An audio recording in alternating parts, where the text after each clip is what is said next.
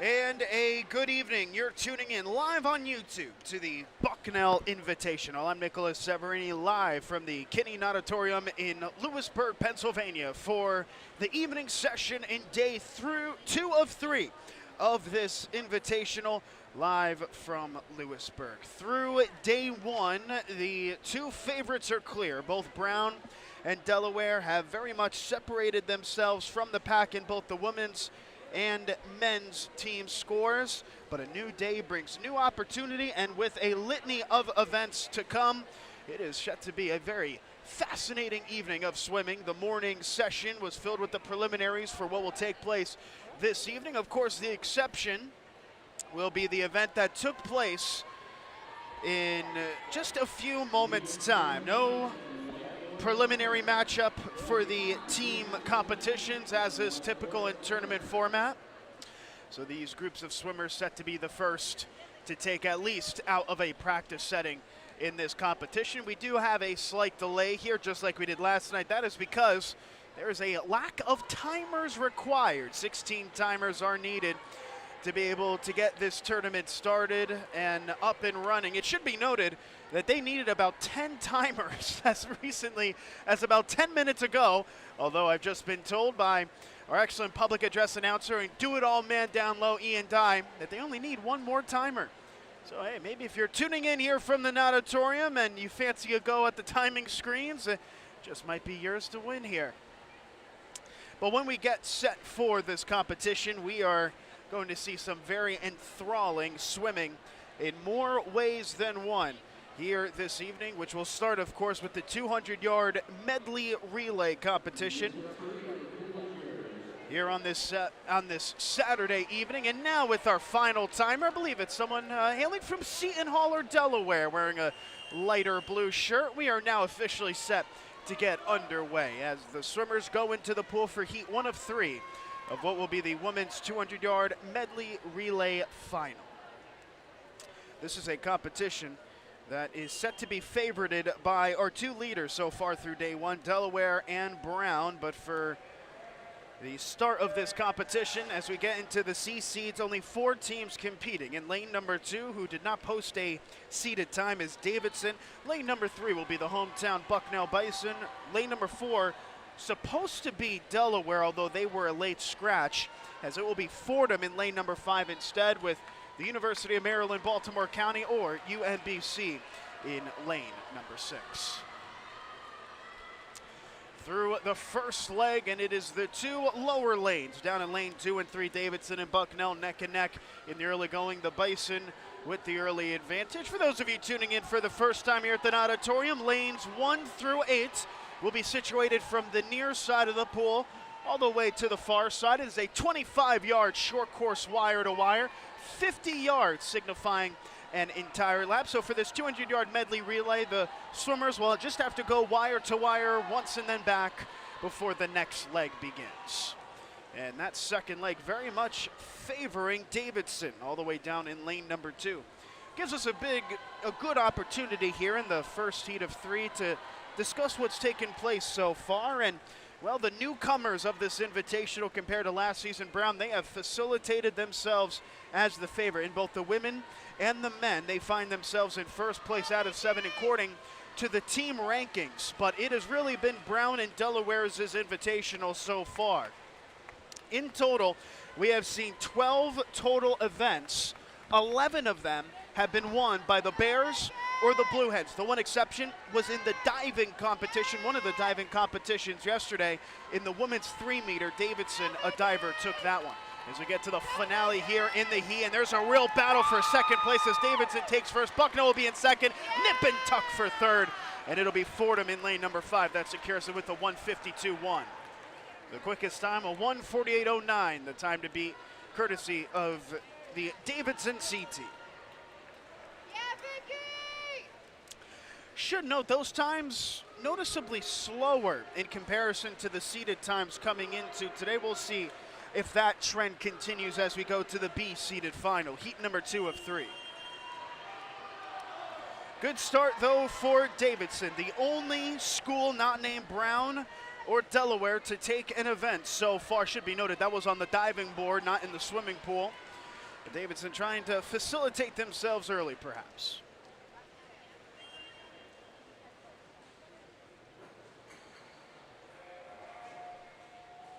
Heat number 2 of 3 underway in the women's 200-yard medley relay. Lanes 1 through 7 occupied in this one. UMBC are in lane number 1. Davidson is in lane 2. Fordham is in lane number 3, with Delaware in lane 4. Brown in the middle of the pack in lane 5. Should be noted Delaware the favorites in this heat, with Brown not far behind. Bucknell is in lane number 6, while Seton Hall rounds it out all the way up top in lane number 7. And it is that up top school Seton Hall that's actually had a quite impressive start here in second, with only Delaware in front through the first 50-yard swam.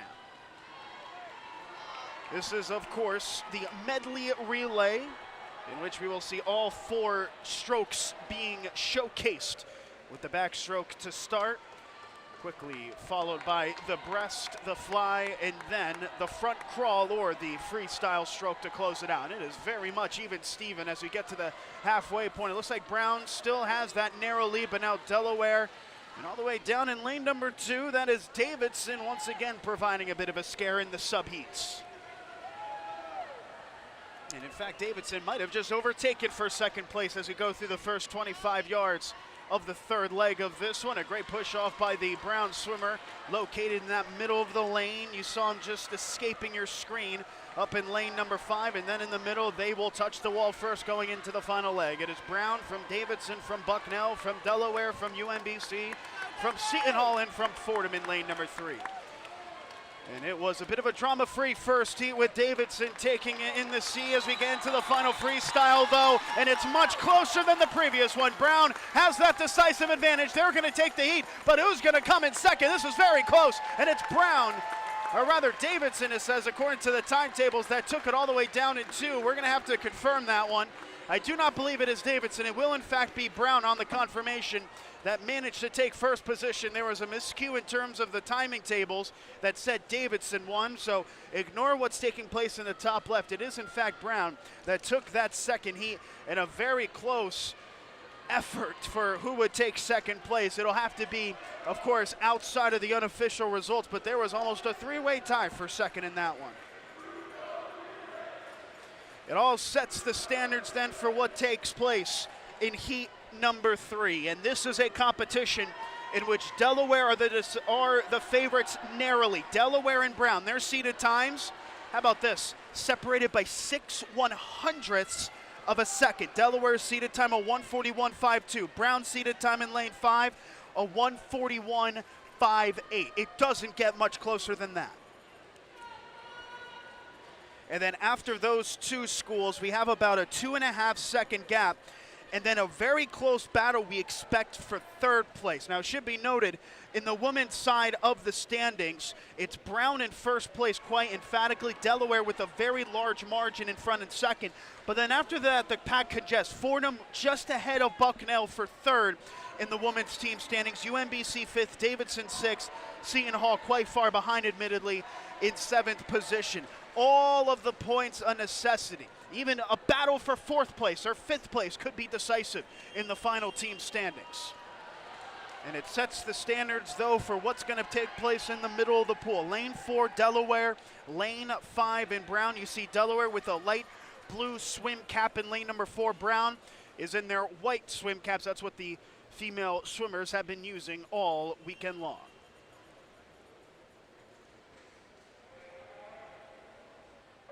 Rounding it out, Seton Hall is down in lane number 1. They are 6-second underdogs in this competition. Fordham is in lane 2. UMBC is in lane 3. You have Delaware and Brown with Bucknell in lane 6. Davidson rounding it out all the way up top in lane number 7. This will be a quick event on the backstroke, and Delaware has that early advantage. In fact, they have been able to extend this advantage almost to half a body's length before they get into the next leg. Through the first 50, it's Delaware from Brown, from Bucknell, who is in 3rd, Davidson in 4th, rounding out the top 5 all the way up and down in lane number 1, that is Seton Hall. Delaware leading, but that looked like a much better push, notably from Brown, a little bit late coming after it, and just like that, they've narrowed that margin to about a swim cap's length. This is a perilously close competition, with first and last separated by just a body's length and a half. It's all up for grabs at the halfway mark. Into the next stroke they go, into the flies, and it is still a slight advantage for Delaware. They are the slim favorites, but it is basically Delaware and Brown neck and neck according to the seeded times. That's a very good push-off built from Delaware off of the back wall, and they're going to have a body's length lead going into the final leg. It is Delaware from Brown, and a great run towards the end in lane 2. That came from Fordham. That might have a say in this as well, but right now it's Delaware in front. Delaware extending that lead in lane number 4. And they get a pretty good push off as well. That's what they needed. And they are going to take the first heat here on this Saturday evening. It's Delaware in lane 4, the victors, with a 140.3. Brown edging Fordham for second with a 141.3. In fourth position, Davidson with Bucknell in fifth, Seton Hall in sixth, and UMBC rounding it out.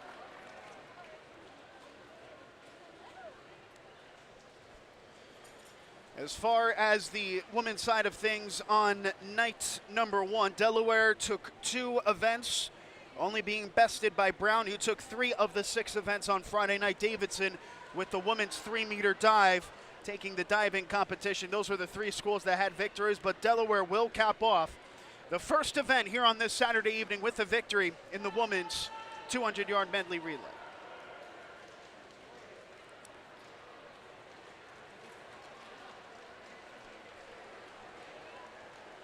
Brown notably came quite close during the second leg of that swim in the relay, but a noticeable push, an excellent push off of the wall by the third-legged swimmer from Delaware gave them an advantage of over a body's length, and that was an advantage that they simply would not relinquish for the rest of that opportunity.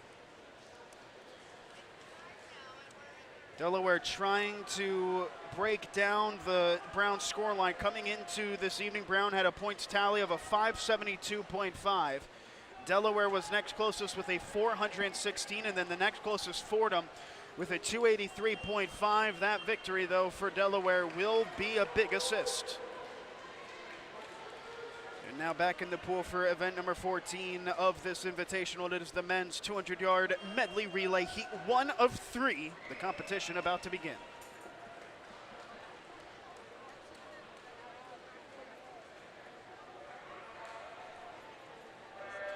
Davidson, a late scratch in lane number 1, so it is lanes 2 through 7 being used. Bucknell down in lane number 2, Fordham in lane 3. Delaware occupies lane number 4 with Brown in lane 5. Seton Hall down in lane number 6, and UMBC rounding out in lane number 7.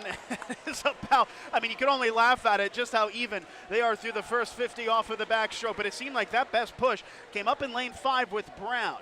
Brown out of the water first on the next stroke, and they have the slimmest of margins, but lanes 2 through, I'd call it 6, separated by about a swim cap's length, if that. We'll see if this final 25 of the second leg spreads them out a little bit. It is Delaware, Brown, and then up in lane number 6, surprising some, is Seton Hall, who has hung around the pack here at the halfway mark. Into the flies, and now that is where Delaware will look to extend. Delaware notably was very much impressive in the team competitions of Friday night's event, and they are typically the favorites in the competitions for the team standards. And they are decisive favorites as well in this one, and they're looking to facilitate that advantage here. On the final stroke they go. Brown, that an excellent push off though, and they're going to add a little bit of drama to this one as they come to the final 10 yards or so, but it will be Delaware nearly wire to wire getting the finish with a 130.9. And the oohs and ahs from the Delaware bench as well. That is a stellar time of a 130.9 to take first position in heat number 1, with Brown in second, Fordham in 3, Seton Hall in 4th, and Bucknell rounding out the top 5. How impressive was that swim for Delaware? If they went just by seeded times, it would be the 8th fastest time of the 21 total teams competing in this 200-yard medley relay. Not bad for the C team.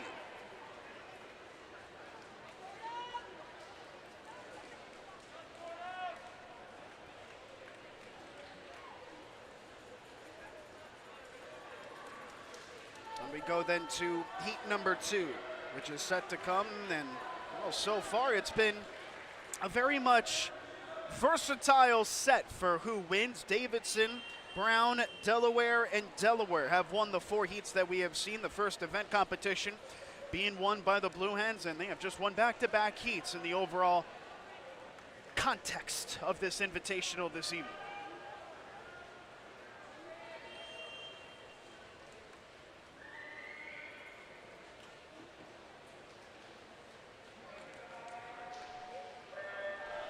And now heat number 2 of the men's 200-yard medley relay. Lanes 1 through 7, Davidson in the competition in this one, down in lane number 1.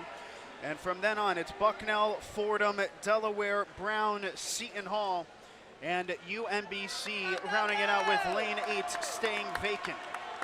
And we look to see Delaware trying to get the advantage in lane number 4, but it'll be Brown by 3/100ths of a second in the lane number 5 having that advantage, but Delaware a better jump off of the pad, and they have found themselves in first through 75-yard swam. This is where you can see some of the sides scrape by and get some of those extra points. Delaware might even get points from their C team by when it's all said and done after this event ends. They begin to form a bit of a pyramid of sorts, and Brown had a great jump off of the pad, and they might have a slight advantage here going off of the back wall ahead of Delaware. A good start as well in lane 6 and lane 3. That's Seton Hall on the far side and Fordham on the near side. That is hanging around here in the top 4, creating that pyramid going into the final leg of heat 2. And it is going to be Brown with the slimmest of margins here, by, I would have to call it a 1/10 or 2 of a second ahead as they go off the back wall. This jump is crucial, and Brown got the better jump. The Bears looking to take the second heat away from the Blue Hens, and they're gonna do it. A 1:28.8 to get a comeback victory in the back legs, and on the anchor leg, that was key. The Bears managing to take heat number 2. Delaware in second with Seton Hall in third, Fordham in 4th. Davidson rounding out the top 5 in lane number 1.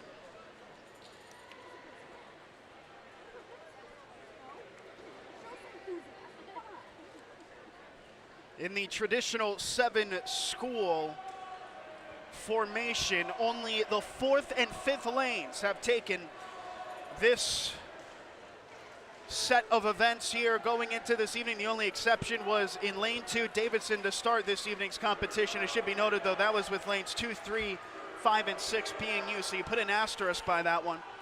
But now we get into the main event here. Heat 3 of 3, the A teams in the men's 200-yard medley relay. Delaware are, we have to call them heavy favorites in this competition by about 3.4 seconds. They have the fastest time. It should be noted, though, it is not Brown that has the second fastest time. It is, in fact, UMBC, the University of Maryland, Baltimore County, who find themselves in third, narrowly ahead of Seton Hall in the men's team scores going into this evening. This is a massive chance for UMBC to get some very valuable team points here in this competition. They are listed as second up in lane number 5, but this, according to the seeds, is Delaware's to lose.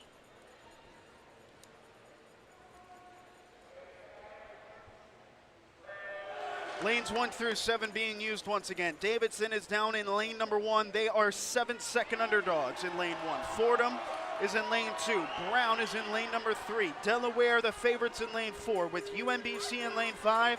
Seton Hall occupying lane 6. And Bucknell rounding it up top in lane number 7. But how about Fordham taking the advantage through the first 50 yards? At least that was my view. In fact, by less than a 1/10 of a second, it was Delaware in front, but Fordham having a very impressive start to this one. Through 75-yard swam, though, and Delaware begins to extend. Fordham has had a stellar start, though, down in lane number 2. They're still in second place. They're holding off UMBC for second position, and look out up in lane number 6 as well. That's Seton Hall, who is beginning to enter the fray. Brown sort of stuck in the pack here all of a sudden as Delaware begins to extend themselves in the middle lane. And as they push off of the wall going into the final leg, it is Delaware up by about a body's length from UMBC in second, and then Fordham and Brown are neck and neck down in lanes 2 and 3. into the freestyle swims, and the Blue Hens in a competition that can provide so much drama and so much intrigue. They're going to make this a very drama-free ending here as they'll take first position in the 200-yarder. And in second place, notably, UMBC with Seton Hall in third. How about that? Seton Hall coming out of nowhere with a sub-20-second final leg to take a very valuable third-place position in the standings. Fourth place, Fordham, who were in second for parts of that competition, settling for fourth. Brown dropping to fifth, but it is the Blue Hens taking the first two events of this evening's competition.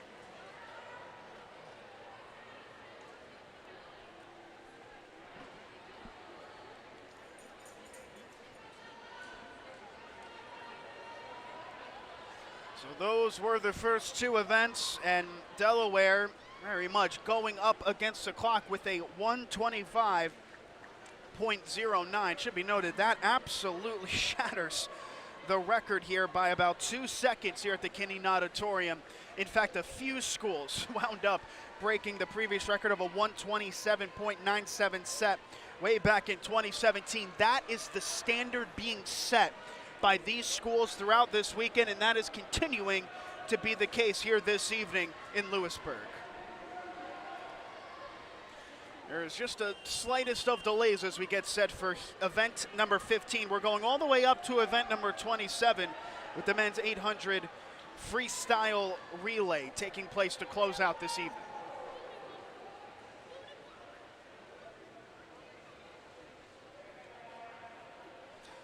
And event number 15 is another medley. It is the women's 400-yard individual medley. All 8 lanes being used here for this one. A competition that did have their preliminaries earlier this morning going into this afternoon. The competitors here in lanes 1 through 8. It's Amelia Hines, the sophomore out of Brown, is in lane number 1, narrowly making her way into the finals. Lane 2, Kelsa Dator, the senior out of Davidson, with Miranda Bonatapus, the senior out of Fordham, in lane 3. Tessa Feld, the Bucknell freshman, is the favorite in this heat. She occupies lane 4. Lane 5 will see Daphne Mellis, a freshman out of UMBC, with Tara Brilmer, the junior out of Fordham, in lane 6. Dylan Eldridge, a sophomore out of Delaware, is in lane 7, with Ella Nadeau, the sophomore out of UMBC, all the way up in lane number 8. So far, an impressive start for Daphne Mellis up in lane number 5, but it is actually all the way down in lane number 1 that has the first place position with a 1:11 start to this competition. In lane 1, that is Amelia Hines, the sophomore out of Brown, that has done very well so far. Brown narrowly found her way in this competition, or rather the Brown swimmer Hines found her way into it, but she's actually leading the pack through the first couple laps. A very impressive start as they're on the backstroke times, and it is still all the way down in lane number 1. You can barely see it on your screens with some spectators in the Bucknell bench standing, but that's Amelia Hines that leads the pack here with a 1:35.44 through the last lap. It's Feld, the Bucknell freshman, favored to win this heat up in lane number 2, or rather not in second place in lane number 4. They are first and second. And now you're starting to see the Bucknell freshman Feld just sort of inch her way closer to Hines, who is all the way down in lane number 1.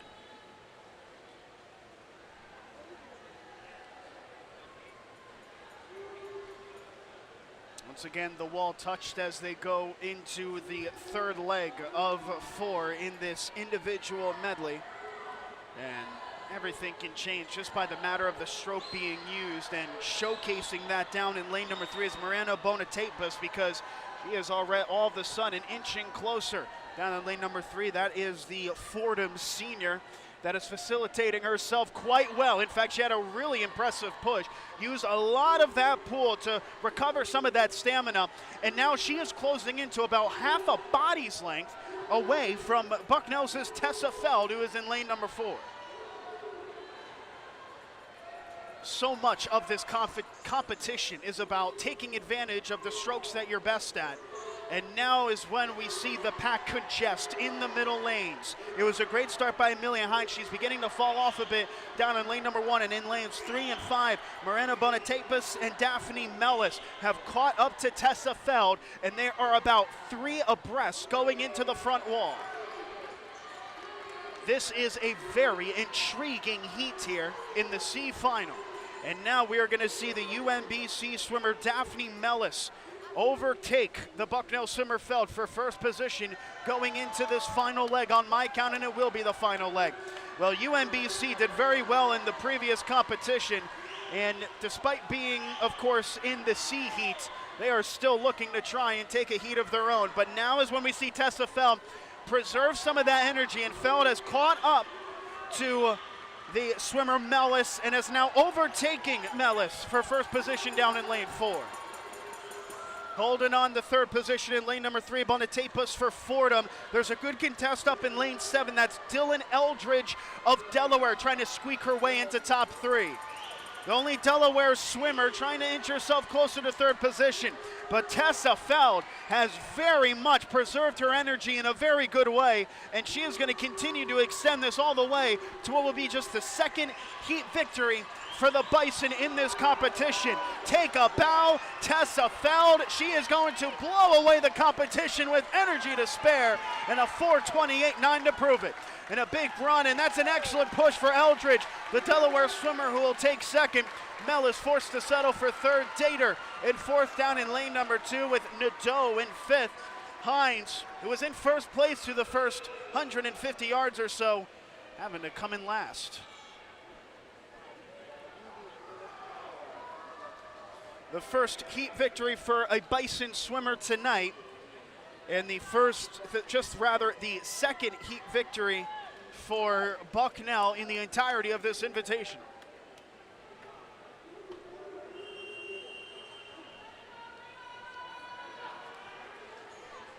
The final time, a 4-minute 28.9, 6 seconds quicker than Feld's seeded time. She was simply terrific in that final leg.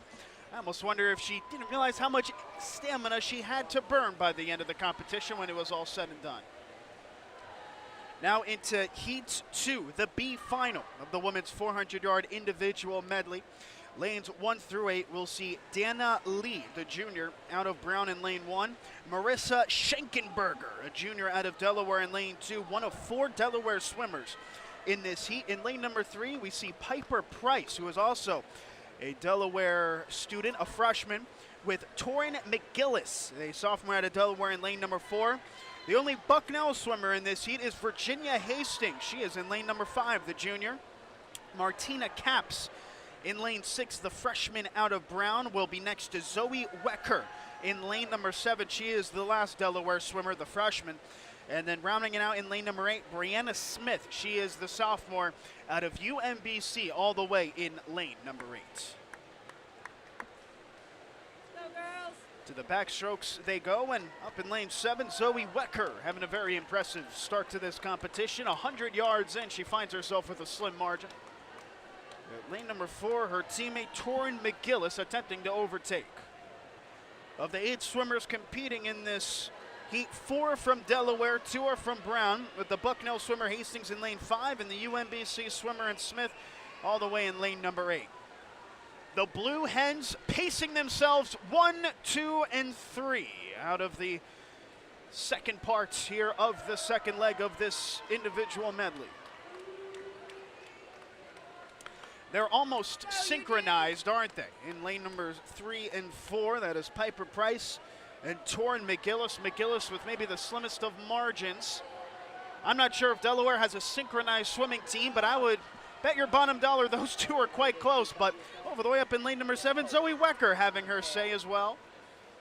They are near simultaneous as the Blue Hens take first, second, and third. Bit of a slow push-off down in lane number 3, though, from Price. But it is still a top 3 for Delaware here in Heat 2. The time to beat, we expect to be in the 4-minute 16. Sumner Kmielewski, the senior out of Brown, is the heavy, and I mean heavy, favorite in this competition by a margin of about 3.5 seconds. That is going to be in the next heat. But back in here, the Blue Hens are leading the herd. As they touch the wall towards that left side, it is Price from McGillis. And then about a 2-second gap before Wecker is in third. Schenkenberger now occupying what is a Delaware 1, 2, 3, and 4. Virginia Hastings, the closest non-Delaware swimmer to the pack, is all the way in fifth. You have to say it's some sort of advantage.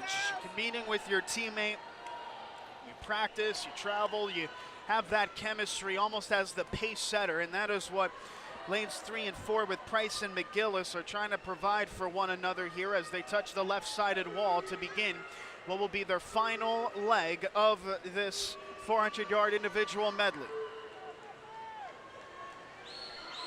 And now we're starting to see Piper Price make her move, overtaking McGillis for first position down in lane number 3. It is Delaware 1, 2, 3, and 4 with Price. Rather, Schenkenberger in third and Wecker in lane 7 up in fourth position. They touch the wall for the second to last time here in the heat. And a good push as well in lane 4. That looks to be Torn McGillis, who is trying to stay neck and neck with Price down in lane number 3. We could have two Delaware swimmers with a very dramatic finish here in the second heat. Towards the opposite wall they go, and they are about as simultaneous as you can call it. In lane 3 is Piper Price. Lane 4, Torn McGillis on the near and on the far side, and it looks like Price on the final 25 yards manages to take it and does with a 4:21.4. McGillis in second, and it's going to be Delaware 1, 2, 3, and 4 in the heat with Wecker in third and Schenkenberger in fourth. Caps of Brown in fifth position.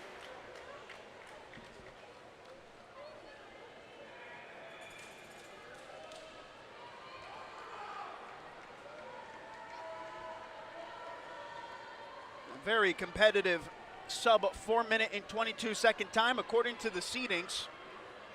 That would have been the fourth fastest time amongst the pace being set. But now we get to the final heat in the women's 400-yard individual medley. This will be the second to longest event that we expect to see here this evening. The 800-yard relay will be the longest as we're underway here in the A heat, the third and final one of the women's 400-yard IM. Lanes 1 through 8, we'll see Alice Marini, a graduate student out of UMBC. In lane 2 is Clara Renner, a sophomore out of Bucknell.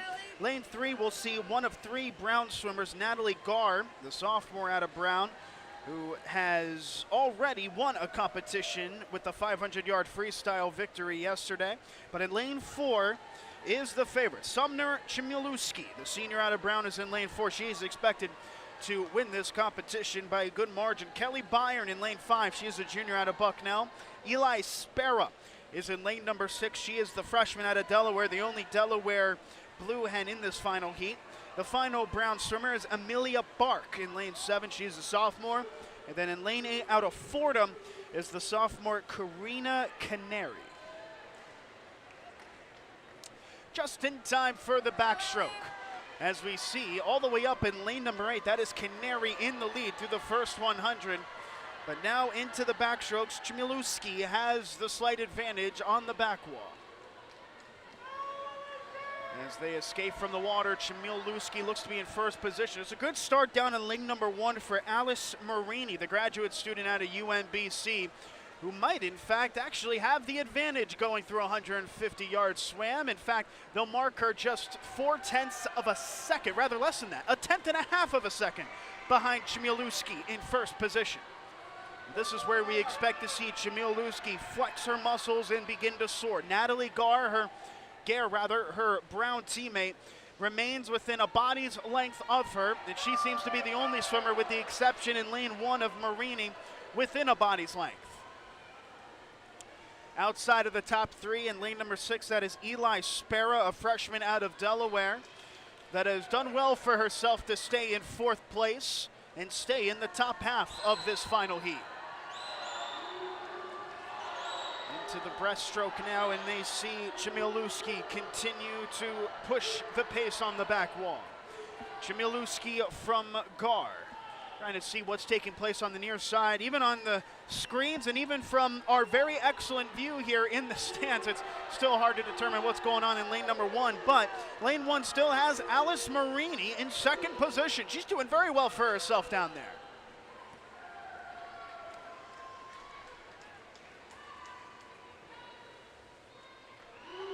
To the second leg of the breaststroke, Chmielewski from the lane 1 swimmer Marini from Gar in the top 3.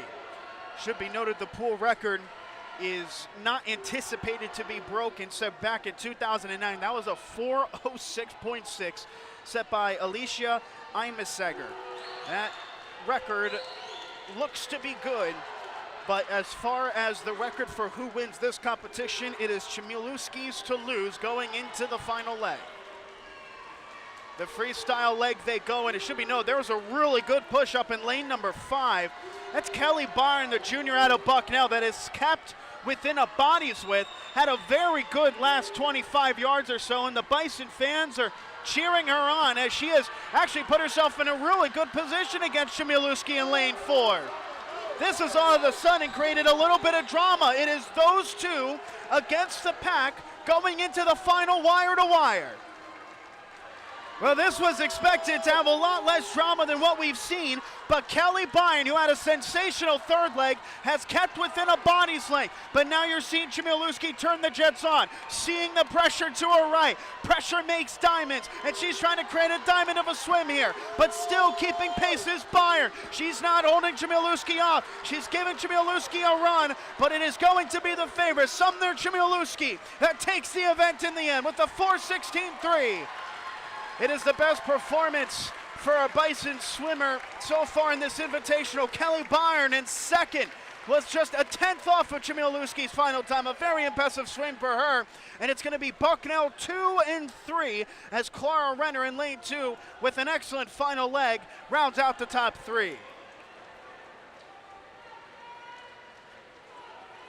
That was the best event that Bucknell, who find themselves right next to Fordham for third position going into this evening. That is what that program surely needed. But of course, the spoils belonging to Sumner Chmielewski, who gets the victory with a 4:16.39. That was very much as tough to beat as it looked.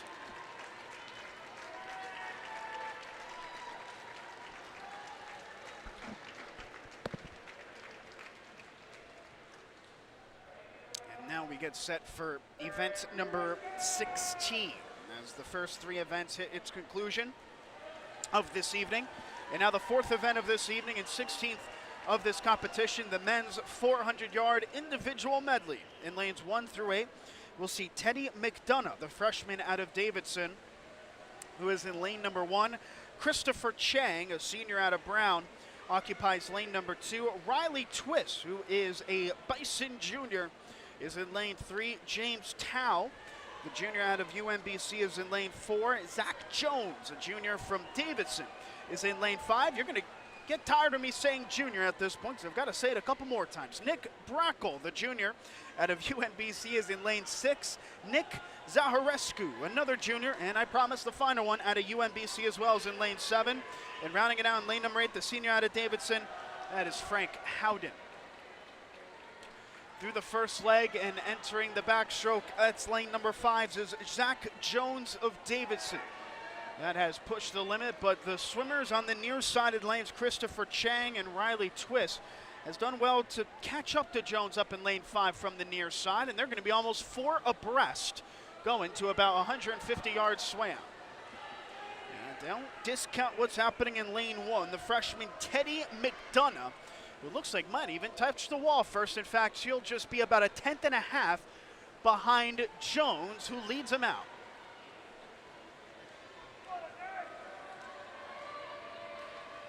The winning time that we expect to see will be very much south of the 4-minute mark. In fact, we might see a time south of 3 minutes and 50 seconds when it's all said and done in this competition.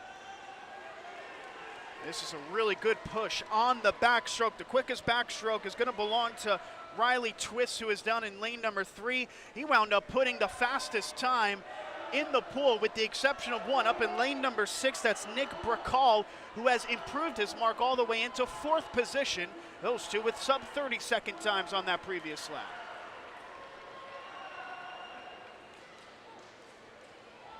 To the breaststroke rather they go, and they are 3 abreast in the middle, 3, 4, and 5 lanes. That's Twist, Tao, and Jones, 1, 2, and 3, and those 3 will be separated by less than 0.5 of a second going into the second leg of the breaststroke. And all the way down in lane number 1, trying to play that spoiler role in this one, Tenny McDonough, who has kept a bit quiet down in lane number 1, but has done enough to draw the attention of the swimmers in the middle lanes and of the spectators as well.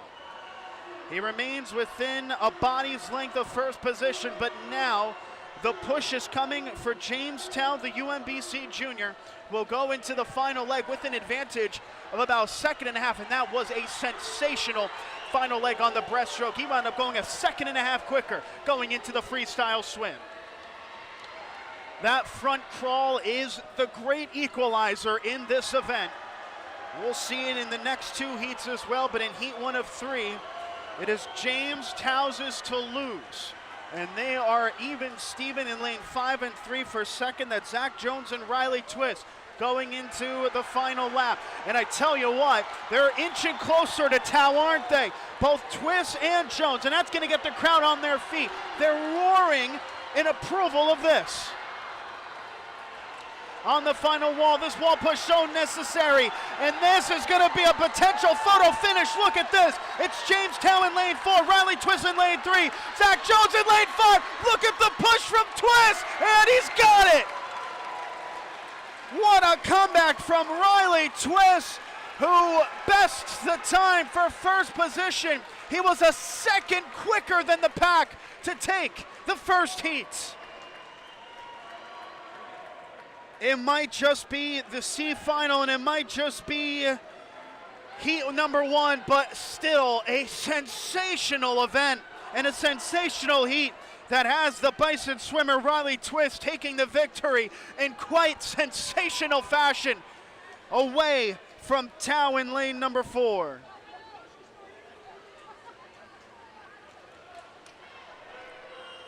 Tao maybe kicked it into that high gear a lap too early.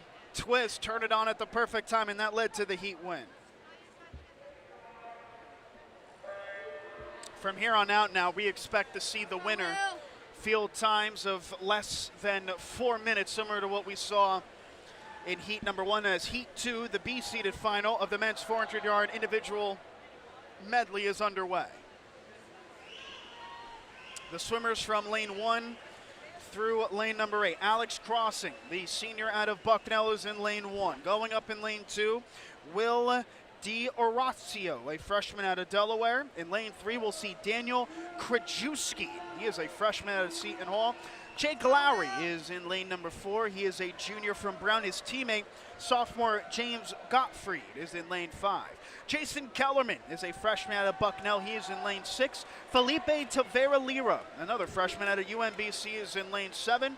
And rounding it out up top in lane number 8, we'll see Charles Henej, a sophomore out of Delaware. One of 2 Delaware swimmers in this second heat. There also features 2 Brown swimmers and 2 Bison swimmers as well. That is a very diverse set of schools, and I promise you, it's not going to be that diverse in heat number 3. We'll have more on that when heat number 3 begins. It's basically going to be a Brown intra-squad scrimmage for who takes the crown in heat number 3. All the way up in lane number 6, we see Jason Kellerman, the Bison freshman. Bucknell has had some very good luck in the last couple of heats and events, and the men, who find themselves plumb last by a pretty hefty margin, looking for some sort of reprieve, will look to get it with their A individual medley swimmer up in lane 6. That is Kellerman. His seated time just north of 4 minutes. If he wants to win this, he's going to have to be south of 4 minutes here this evening.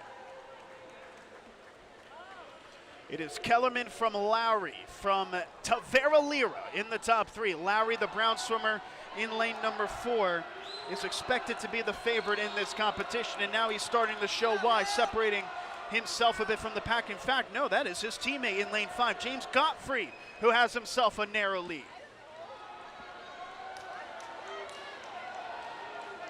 And all the way out of nowhere down in lane number 3, Daniel Krajewski thinks about leading the line all of a sudden.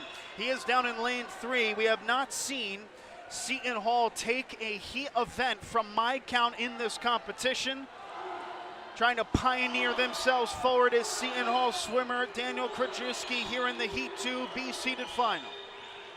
And Krajewski is going to do just that here for us as a result of this leg, it seems. The pool record time of a 3:47.1, not expected to be broken, certainly not in this heat. But we could see some drama going into this final leg as Krajewski will touch the wall in first position from James Gottfried. Jake Lowry in the midst of that sandwich in third. Down in lane 4, Kellerman, the bison swimmer, who is in first at one point. He is in fourth position going into the freestyle swim. And now you're starting to see the teammates, you're starting to see the spectators lean a bit into their seats, lean against the railing here as we're set to have another potential close finish. Krajewski in lane 3 in first. James Gottfried of Brown is in lane number 5, and those two are very much neck and neck. And in lane 4, the Brown teammate Jake Lowry wants a say in it as well. Oh, this could be another good one.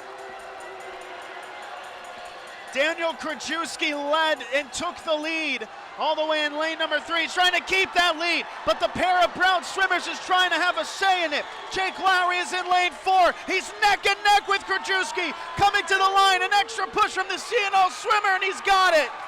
By a 1/10 and a half, Krajewski takes the second heat with the 3:58.1.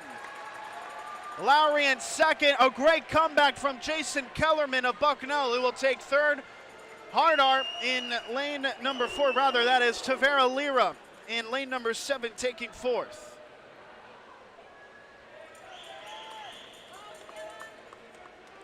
Well, that was some drama. Certainly some drama. However, as we get to Heat 3, the A-seeded final, we expect this to be a drama-free affair. You are looking now to the top of your screens. From the center of the screen to your right, you see all those athletes wearing red swim caps. They're not all trying to match. Those are all from the same school. We have 8 swimmers in this competition. 6 are members of the Brown swimming program.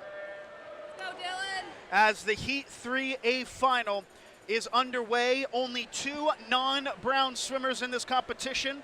They are in lanes 1 and 2. Dylan Smolders, the senior out of Delaware, is in lane 1 with Quinn McPhail, the freshman out of Fordham, in lane 2, and it is all Bears from there. In lane 3, that is the sophomore Eric Nadecki. Martin Nagy is the heavy favorite, a sophomore who already has a competitive win in this competition, winning the 200-yard individual medley. He is in lane 4. Matthew Purcell is in lane 5. He's a junior. James Kershaw in lane 6 is a sophomore. Max Hardart in lane 7 is a senior, and Jack Marin is a sophomore in lane number 8. A reminder, lanes 3 through 8, all featuring Brown swimmers. It's going to be up to Smolders or McPhail to try and spoil this party. According to the seeded times, McPhail is the number 5 seed. Had a bit of a slower preliminary time than he would have liked in the end. That has relegated him towards the edge of the pool.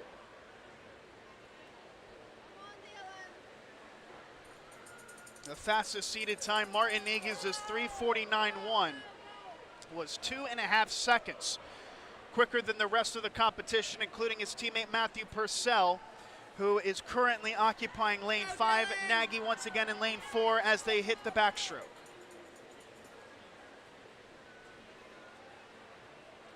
And this is turning into a race against the clock. Martin Nagy on the backstroke, extending his lead, the Brown swimmer in lane 4, to a body's length from Purcell in lane 5, and not far behind, the Brown sophomore Eric Nadecki, who is down in lane number 3. Smolders, the first non-Brown swimmer, is in 4th position, but he will have about a 5-second gap to work against down in lane number 2 as Brown is looking to take a heaping serving of points here out of this event. The first event won by Delaware in the women's 200-yard medley relay. The men's side also won by the Blue Hens. Then in the 400-yard individual medley, it was taken by a Brown swimmer in Summer Chmielewski, who took the competition in the 3A final. And now in the men's Heat 3A final of the 400-yard individual medley, it is set to be another back-to-back victory for the Bears in this event.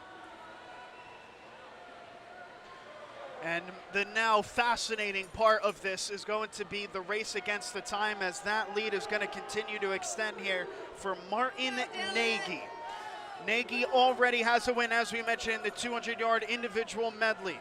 You almost take a glance at the pool record. That was a 3:47.1 set in 2017 by Braden Lawfer. He's going to have to be 2 seconds quicker than his seeded time if he wants to break that pool record here at the Kinney Auditorium. But I tell you what, he's certainly giving it a run for his money, isn't it?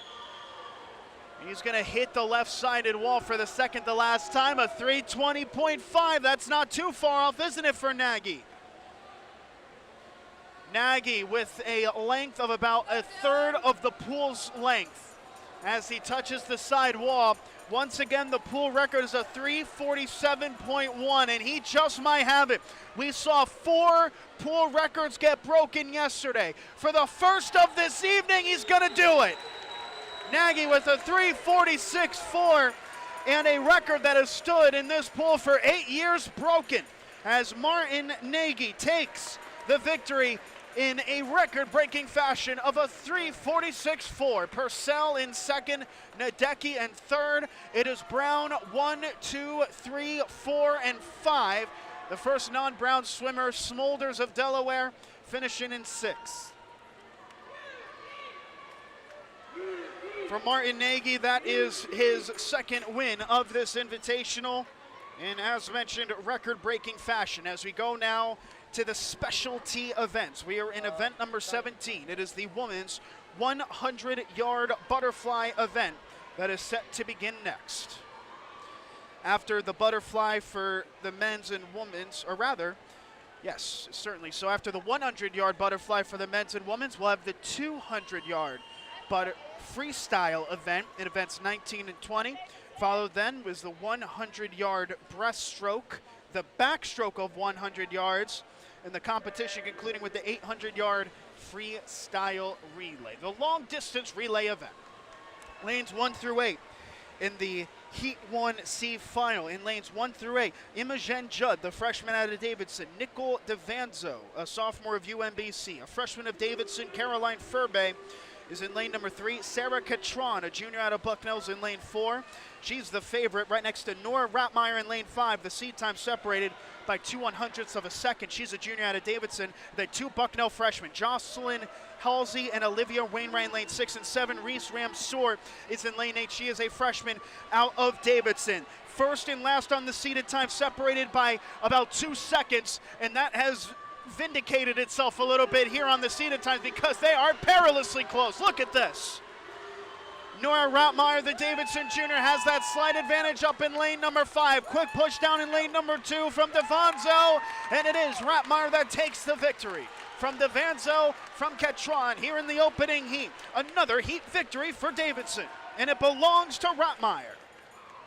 Sarah Catron, the favorite in the seed, settling for 3rd after that one. We've had some of the longer distance events of over a minute's length in the 200-yard medley relay and the 400-yard individual medley, and now we quickly have to adjust to the high-octane competition that we see here. Now on to the Heat 2B final. The favorite in lane 4 is Shung Chi Lim, the junior from Seton Hall. Lanes 1 through 8, Audrey Chung, the sophomore out of Brown. Then it's Lindsay Neighbor, a freshman out of Seton Hall. A freshman out of Brown next to her, that's Eva McIver Jenkins. The aforementioned Chung Chi Lim is in lane 4. Victoria Castro, a freshman out of Bucknell, is in lane 5. Alexandra Dimitrova is in lane 6, a freshman out of Delaware. Delaware 7 and 8 with the sophomore Abby Steinbrook and Erin Richards, the freshman. A lot of Delaware representation on those far-sided lanes. And at the halfway mark, how about that? We have Steinbrook, the sophomore out of Delaware, that's led the line, but that gap is very much narrow. We'll see what the final 50 has in store. Down in lane number 2, and now for Lindsay Neighbor. She seems to have a really good spell of pace down in lane number 2. We'll see what the push-off says. And they are very much neck and neck. It's a good push-off up in lane number 6. That is Alexandra Dimitrova, who has it all the way up top, and it's Dimitrova that takes it with a 55.4, a gap of 0.2 of a second for the victory, ahead of Chung Chi Lim, who settles for second, and in the midst of both will be Castro in third. And now a quick reset before we get to Heat 3 of the A-seeded final in the women's 100-yard butterfly event. In lanes 1 through 8, Sophia Parker, a junior out of Davidson, followed by 2 freshmen in lanes 2 and 3. That's McKenna Smith of Davidson and Ella Montgomery of Fordham. The favorite wide margin in this competition, Victoria Novinsky, the senior out of Delaware in lane 4. Lillian Klinging-Smith next closest, the senior out of Brown in lane 5. Lane 6, Irma Dorotovich, the sophomore out of UMBC. 7 is Lizzie Washburn, the junior out of Brown. And her junior teammate, Hannah On, is in lane number 8. Victoria Novinsky set the pool record in the 200-yard individual medley that took place yesterday. And now she looks to get her second victory in this competition. She holds the pool record. Notably, Novinsky with her 52.1 that she had already set earlier, and now she's trying to break her own record of all things. In this butterfly championship, she continues to extend, closing into the final 10 seconds. That was an excellent push-off, and this is Novinsky's competition from start to finish, from wire to wire. Victoria Novinsky breaks her own pool record with a 51.9. Brown taking second place with Lillian Klinging-Smith. Third place, Montgomery of Fordham. Fourth is Davidson to Smith down in lane number 2. Victoria Novinsky setting her own record book by the end of this evening's proceedings and this weekend's proceedings, taking another victory and improving on her pool record time with a sub 52-second swim. An incredible showing.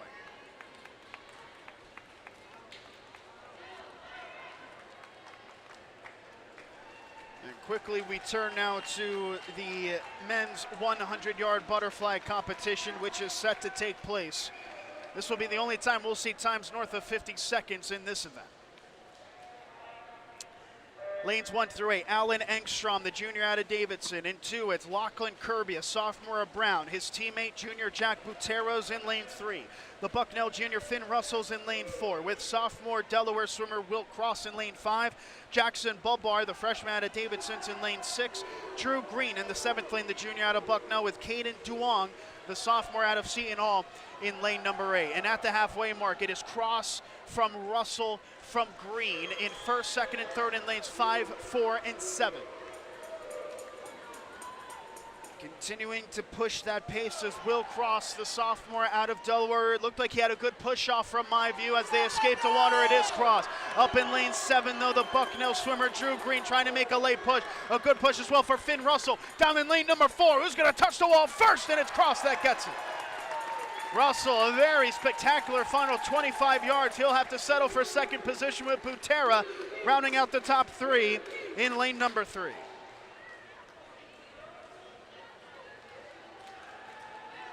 Well, Cross definitely had the lead from start to finish, but make no mistake, it was a dramatic one.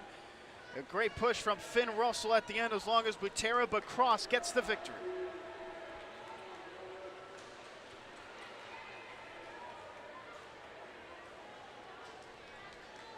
quickly return now to Heat 2, the B-seeded final, in which all 8 swimmers will take the pad. This is expected to be a very close event with the highest and lowest seeds separated by 0.4 of a second. Lanes 1 through 8, Phelan Crowley, the freshman out of Davidson, in 2. Fletcher Smith, a senior out of Davidson as well. Junior from Seton Hall, Chris Jackson's in lane 3, with Tucker Peterson, a senior out of Brown, in lane 4. Axel Morey in lane 5. He is a sophomore out of UMBC. Sophomore from Davidson, Robbie Vados in lane 6, with Misha Semenov, the graduate student out of Fordham, in lane 7, and Drew Davis, the freshman out of Bucknell, one of just 2 freshmen in this heat. The 2 freshmen creating the sandwich in lanes 1 through 8. Peterson with the advantage down in lane number 4. Tucker Peterson, the senior out of Brown, a seeded time just 1/100th of a second quicker than Axel Morey up in lane number 5, and those 2 are showing why. But it's Peterson that has that slim advantage and gets the victory, and out of nowhere down in lane number 1, it's Davidson's Phelan Crawley with a very impressive 48.63 to take second place in the heat. Now an hour reached here in the evening session of the 2025 Bucknell Invitational on this Saturday evening. We go into the Heat 3. It's the A-seeded final, the one everyone's looking for. We have a quick look at the swimmers then from lanes 1 through 8. The freshman out of UMBC, Matthew So, is in lane 1. Manuel Osorio, a junior out of Delaware, is in lane 2. Daniel Ribeiro, the junior from Fordham, is in lane 3. Michael Klimaszewski is the favorite, the Seton Hall senior, in lane 4. Rounding out Cade Snyder in lane 5, the sophomore out of Delaware. Also a sophomore, this time from Brown, Christopher Zhang is in lane 6. Stefano Perez, the freshman out of UMBC, is in lane 7. He is joined by teammate and freshman Quim Marcionini in lane number 8 up top. And it is a very close showing in lanes 4 and 5. Klimaszewski and Snyder 1 and 2, separated by 0.19 seconds. How about that? Some contest over in the lower lanes. Manuel Osorio, the Delaware junior, has a good push as well. Who comes out of the pool first? And that was an early exit from Seton Hall, and it's UMBC, or rather into the upper lanes, going to the line first, and it's going to be Snyder that takes it. Cade Snyder, the sophomore out of Delaware, with a 46.5. That beats the favorite Klimaszewski of Seton Hall, who will take second. Perez all the way up top of the UMBC in third position with a stellar final 25. Another Delaware swimmer with the win. That was a big chance for Seton Hall to try and find a way to get an event victory, only to be spoiled by the sophomore Cade Snyder, who snatched victory for his own.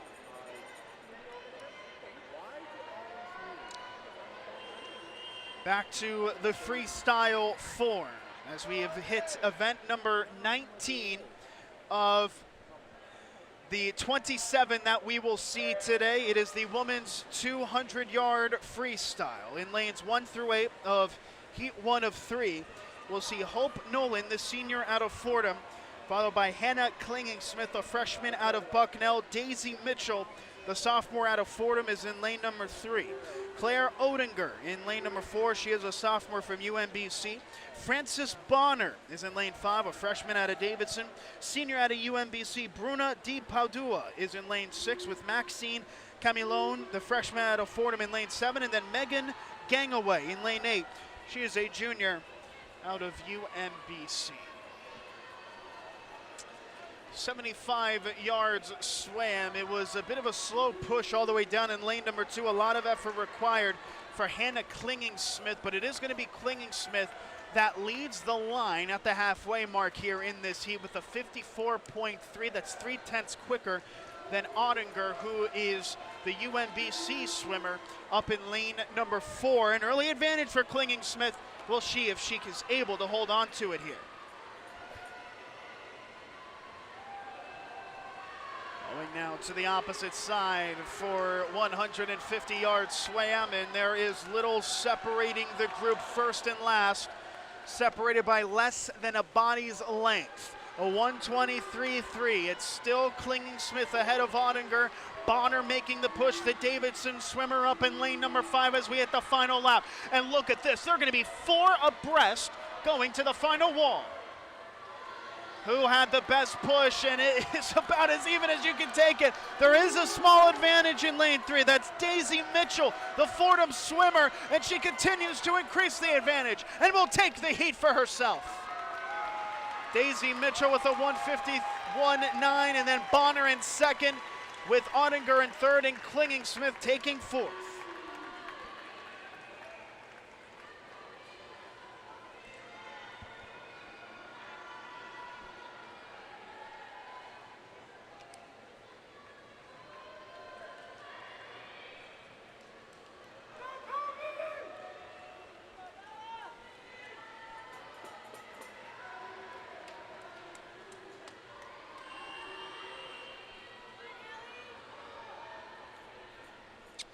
On to heat number 2 we go for the B-seeded final here in heat number 2. Lanes 1 through 8, Ginny Thorson, a sophomore out of Davidson. Her teammate sophomore Addison Constantinitis is in lane 2. Junior out of Fordham, Haley Clark is in lane 3 with Bella Granetsky in lane 4. She's a senior from Delaware.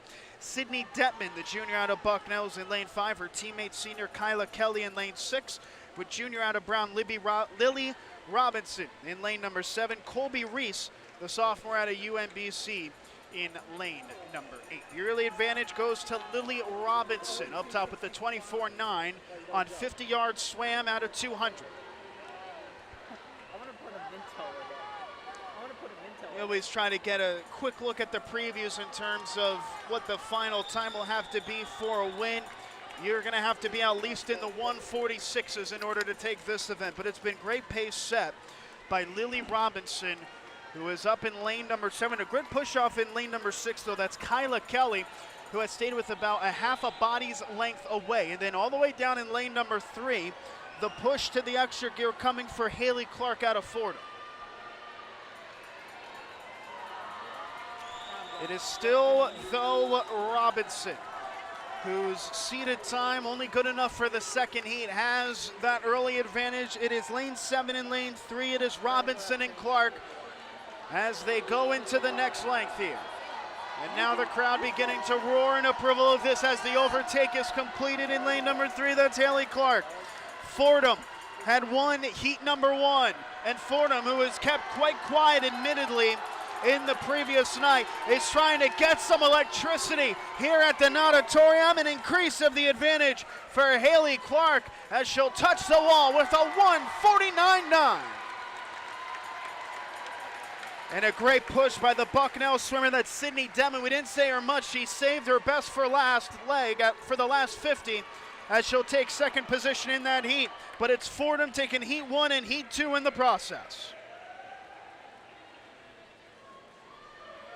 Only one swimmer out of Fordham in heat B, in heat 2 rather, in the B final, and it was Clark, the Fordham swimmer, that took it herself. Turning now to another event in which Brown are the favorites, seeded 1, 2, and 3.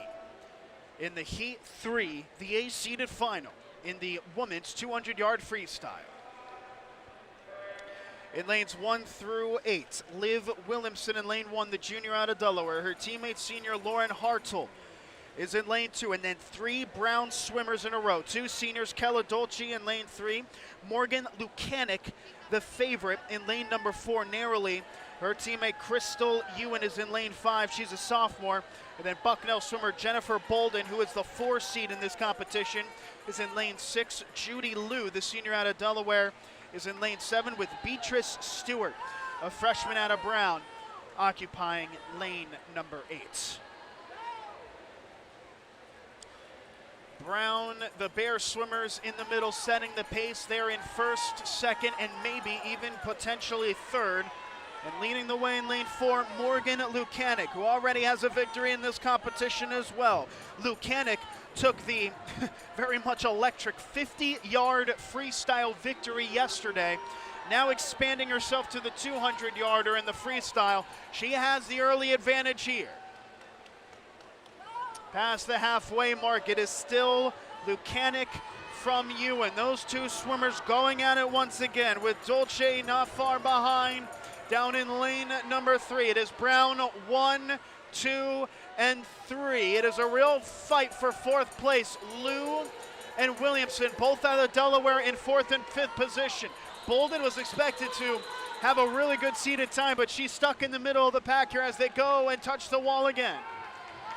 They continue to push, and now the pack starting to lessen up a bit. It's Lukanik and Ewan, neck and neck coming to the end. Morgan Lukanik, though, will take it. Her 2nd victory of the weekend with a 146 flat. Brown 1, 2, and 3 as Ewan and Dolce take 2nd and 3rd. Lou, the Delaware swimmer, in 4th. Williamson, another Delaware swimmer, in 5th position. Stewart occupying the top 6 of Brown in lane number 8.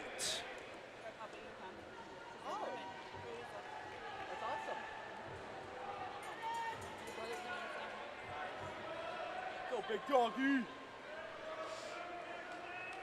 Another victory taken by Brown in the individual competitions. 1st place for both the men and the women, and I would have to imagine they are going to take a bit of a sigh of relief here after Delaware had a couple very impressive performances, solidifying themselves in 2nd. A very much dominant women's 200-yard freestyle that was dominated by the Bears will very much increase that team's standings, even more so than it already is. But now we go to the men's side of things. The men 200-yard freestyle. In lanes 1 through 8, the freshman out of Brown is Trey Mestrandria. In lane 2, the senior from Davidson, that is Jackson McDonald. Lane 3, Matt Williamson, he is a junior out of Brown. In lane 4, one of 4 freshmen in this heat, Seton Hall's is Wesley Schlackner. And then in lane 5, you've got Davis Moore, a junior out of Davidson, with freshmen Kevin Yum and Cody Lonsbury out of Fordham and Delaware respectfully. In lanes 6 and 7, Finn Franks, the sophomore out of Bucknell, he rounds it out in lane number 8. An early push for Cody Lonsbury. The freshman out of Delaware is the pace setter already at the halfway mark here. Had a good escape from the wall, 25.29, the fastest lap though belonging to Schlackner out of Seton Hall, who has kept his pace in 2nd position. Down in lane number 3, Matt Williamson though might have had the best push-off, and Williamson is now closest to Lonsbury. It's Williamson in 2nd, and he looks to be catching up to the pace setter Lonsbury. Into the final leg they go, and it will in fact be Lonsbury taking an advantage out of Delaware still, but Williamson is not far behind. It's lane 2 and lane 7 that is worth looking at. Towards that near side, rather, it's lane 3 and Matt Williamson.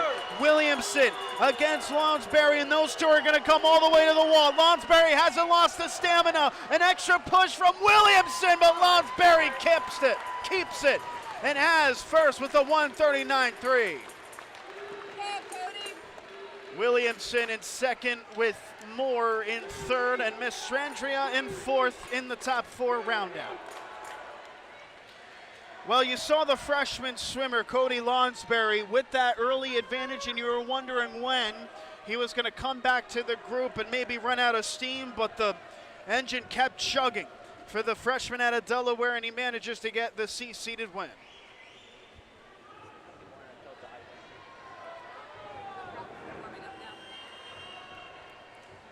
A glimpse at the men's team's standings, and it still shows the same that we have seen earlier this evening, with the Brown side in first, emphatically followed by Delaware and UMBC. As we're in heat number 2, the B-seeded final of the men's 200-yard freestyle. In lanes 1 through 8, Mitch McLean, a junior out of Davidson, is in lane 1. Matthew Schnowski, the sophomore out of Davidson's in lane 2. Jonathan Gim, a junior out of Brown's, in lane 3.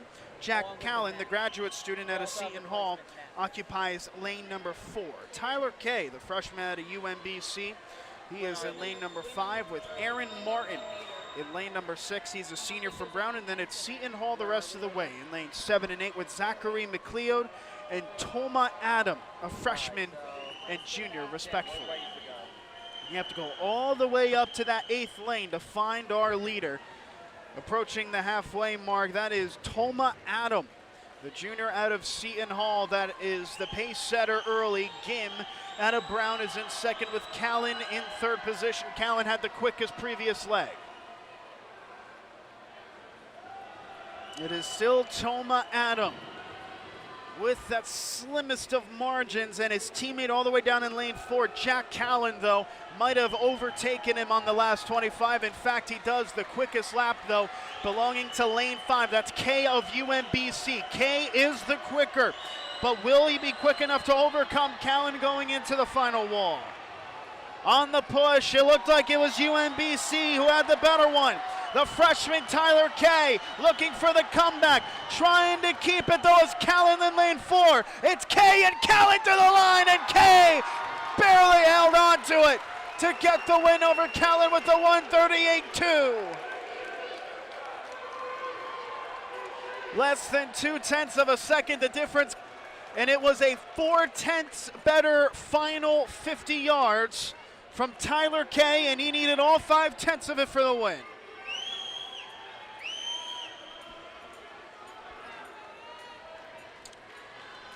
That was the Heat 2 final in the B seeds. We turn now to the A seeds for the Heat 3 finale here at the Bucknell Invitational, the men's 200-yard freestyle, which is set to take place. This is one in which we have a very packed group with 5 different schools in the top 5 seeds. It is all to play for all of these schools to sneak an event victory in lanes 1 through 8. Braden Weiss, a freshman out of UMBC.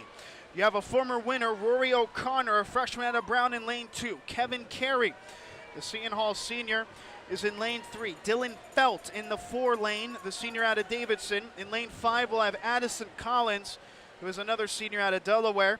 Then you have a pair of sophomores out of UMBC, Andrew McEachin in lane 6, and out of Brown, Christian Dutoft in lane 7 with Davidson's Fletcher Smith in lane number 8. We have not seen a team not named Brown and Delaware win a swimming event in this invitational. In lane number 4, though, Dylan Fell out of Davidson is trying to change that. And trying to spoil that party, we see Addison Collins, who is up in lane number 5 on the 3rd leg of 4.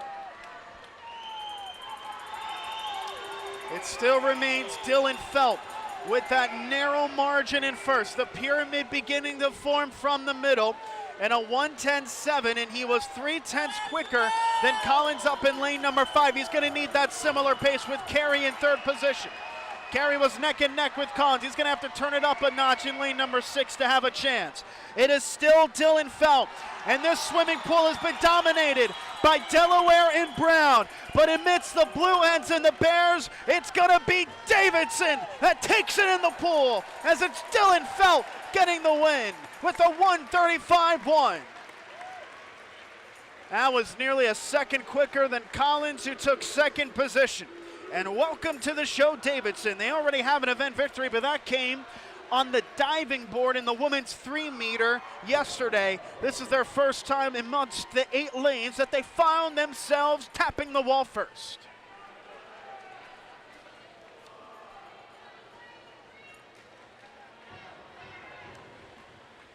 And so the Davidson men, who find themselves 6th out of 7 in the men's team scores coming into this evening, might have just gotten a huge boost courtesy of Dylan Felt, who took the win in the men's 200-yard freestyle, their first swimming event win of this invitational, 2 days old.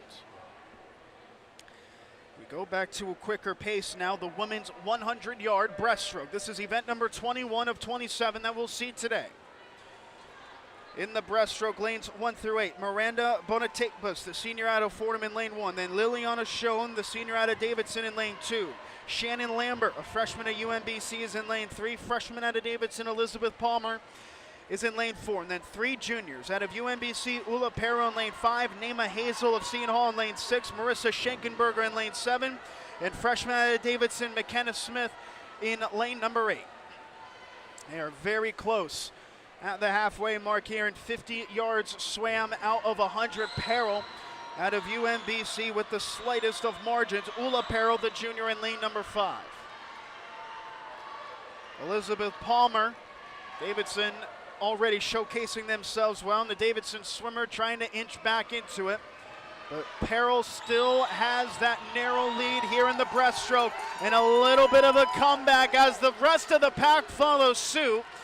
But it looks like Ula Peril, and it will be Peril, the victors with a 104.3. Palmer taking second, Hazel in third, UMBC, Davidson, and Seton Hall, the top 3 in heat number 1. That's not something we have seen often this weekend.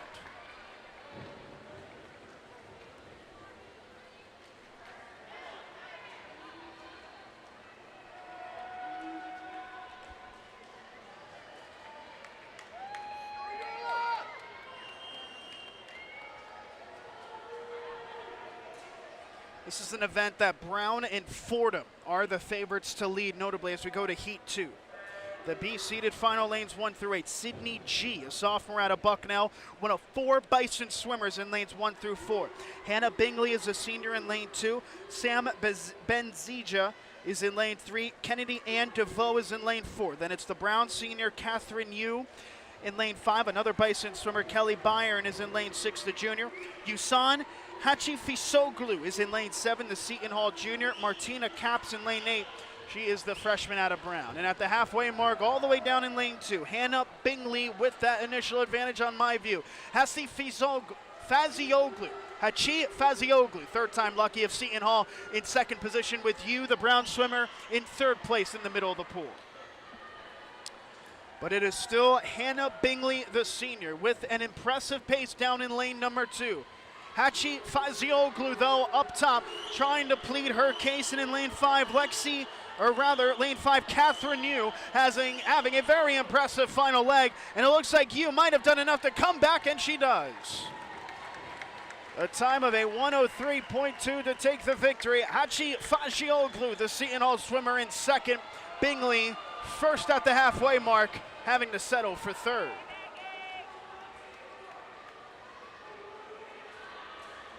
And we turn now to heat number 3. It is the A-seeded final. A quick rundown of the swimmers here in the women's 100-yard breaststroke. In lane 1, Caitlin Holmes, the senior out of Brown. Then it's Maggie McCabe, the senior out of Davidson. Amy Barrow is in lane 3, the senior out of Brown. Her freshman teammate Angelina Chen is in lane 4. She's the favorite. Lexi Lundell in lane 5, the junior out of Fordham. Her junior teammate Magdalena Lodarkichowicz is in lane 6. Apologies for the pronunciation. There's in lane 6. Piper Price, the freshman out of Delaware, in lane 7. Her freshman teammate Asimina Antaki is in lane 8. Lodarkiewicz will call the final pronunciation in lane number 6. Once again, an apologies for the pronunciation. And on the pole here in the 4th lane, Angelina Chen has extended a slim margin here, it seems, in this one.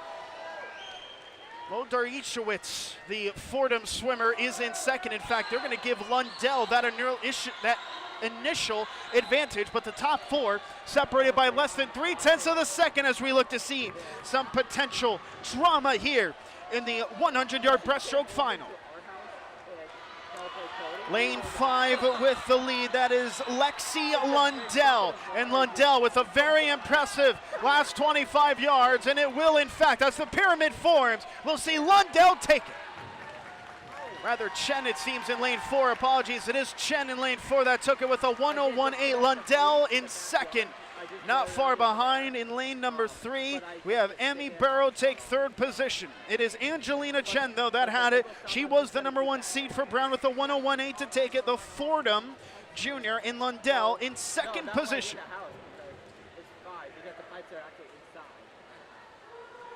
Chen did very well to create that pyramid, didn't she, in that initial last 25 yards or so, separating herself. Lundell trailed behind quite close, but it was Chen's to lose from the last 25.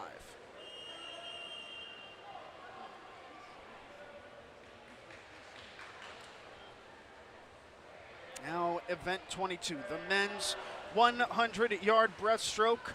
That will see lanes 1 through 8 being used. Daniel Krajewski, the freshman out of Seton Hall. In lane 2, Matt Roudabog, a senior from Bucknell. His freshman teammate Finn Lukens is in lane 3. Elliot Fielder, a late change. He moves up to heat number 1. He is in lane 4, the junior out of UMBC. Then it's Stephen Ma, freshman out of Brown, in lane 5. Evan Hepburn in lane 6, a freshman out of Bucknell, with graduate student Lorenzo Tabladini out of Seton Hall in lane 7. And then Nick Lungaretti, the sophomore out of Fordham, in lane number 8. Very much an even showing. Stephen Ma, approaching the final 25 yards, seems to have the narrowest of margins. A good push by Krajewski, though, down in lane number 1. He's not far off. As they come to the line, though, it looks like a drama-free one for Stephen Ma with a 56.0.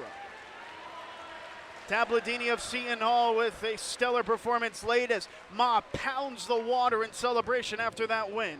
And in lane number 6, Evan Hepburn rounding out the top 3.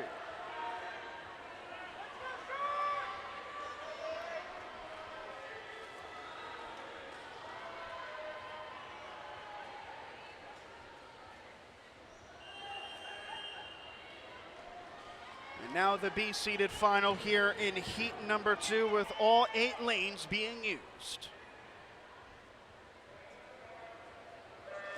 Lanes 1 through 8, Nathan Widman, a freshman out of Davidson. Evan Wilson, the sophomore out of Seton Hall. Another sophomore out of Delaware. Malcolm Collins is in lane 3. Sean Niels is in lane 4, the junior out of UMBC. Jack Butera is in lane 5, another junior out of Brown. And then a final junior is Bucknell's James Lombardi in lane 6. Radek Cohen is a freshman out of Fordham in lane number 7. And then Max Boylan of Davidson, the freshman, is up in lane number 8. At the halfway mark, we have a tie between Niels and Collins of UMBC and Delaware in lanes number 3 and 4 for the advantage. It seemed like Malcolm Collins might have had the slightly better push-off. They are about as even as they get, synchronized going into the final 25. It's Collins and Niels of Delaware and UMBC. That was a better push-off, though, from Niels off of the back wall. Niels with the slightest of advantages up in lane number 4, and as they come to the line, it will be Niels that gets it. With 55.0, Collins in second, Butera of Brown rounding out the top 3. Niels and Collins were properly even after 50 yards swam, but it was Sean Niels' second lap that separated the two for the Heat B victory.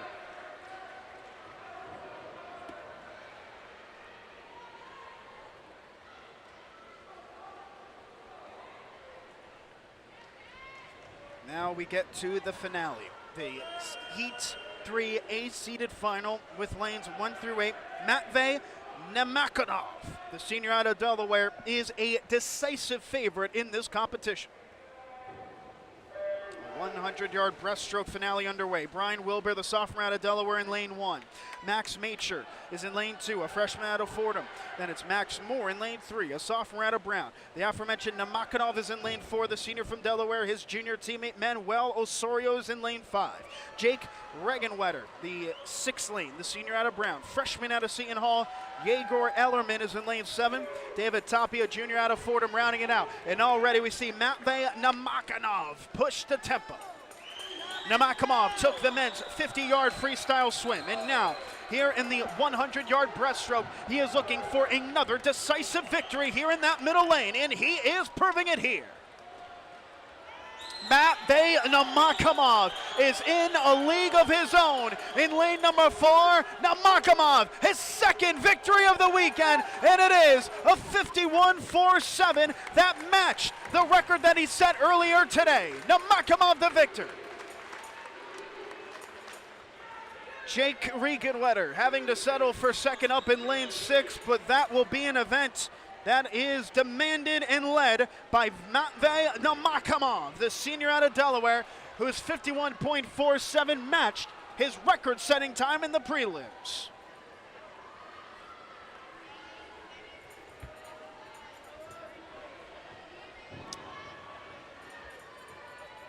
Delaware and Brown once again dominating the pool events, with only Davidson spoiling the party here. And in another competition, we expect the 100-yard backstroke for the women and the men to be taken by either Delaware or Brown swimmers. First, the C seed in Heat 1 of Event 23, the women's 100-yard backstroke. Lanes 1 through 8, Evie Grimm, a freshman out of UMBC. In 2, Emma Feld, a senior out of Bucknell. In lane 3, junior out of Brown, that's Gianna Miller. Followed by Talia Bugel, a junior out of Bucknell. She is in lane number 4. 2 more juniors out of Davidson. Nora Rattmeyer is in lane 5. And out of UMBC, Ashley Gutschall is in lane 6. And then 2 freshmen rounded out in lane 7 and 8. That's Naya Legarda of Delaware. And out of Davidson, Reese Ramshur. At the halfway mark, and it is Nora Rattmeyer with that early lead for Davidson, leading the pack, closing in on the final 25 yards. All the way up in lane 7, though, Naya Legarda is really making a name for herself, the Delaware freshman, who is not far behind Rattmeyer.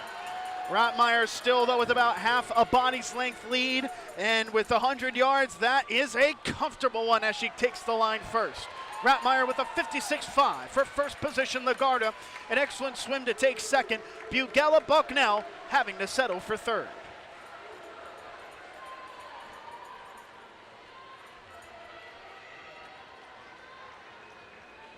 The women's 100-yard backstroke. If you want to hit the podium, you need most likely a sub 55 second time, something for Heat 1 that we just saw in Heat 2 as a target to look out for. They go into the pool for the B-seeded Heat 2 final of the women's 100-yard backstroke.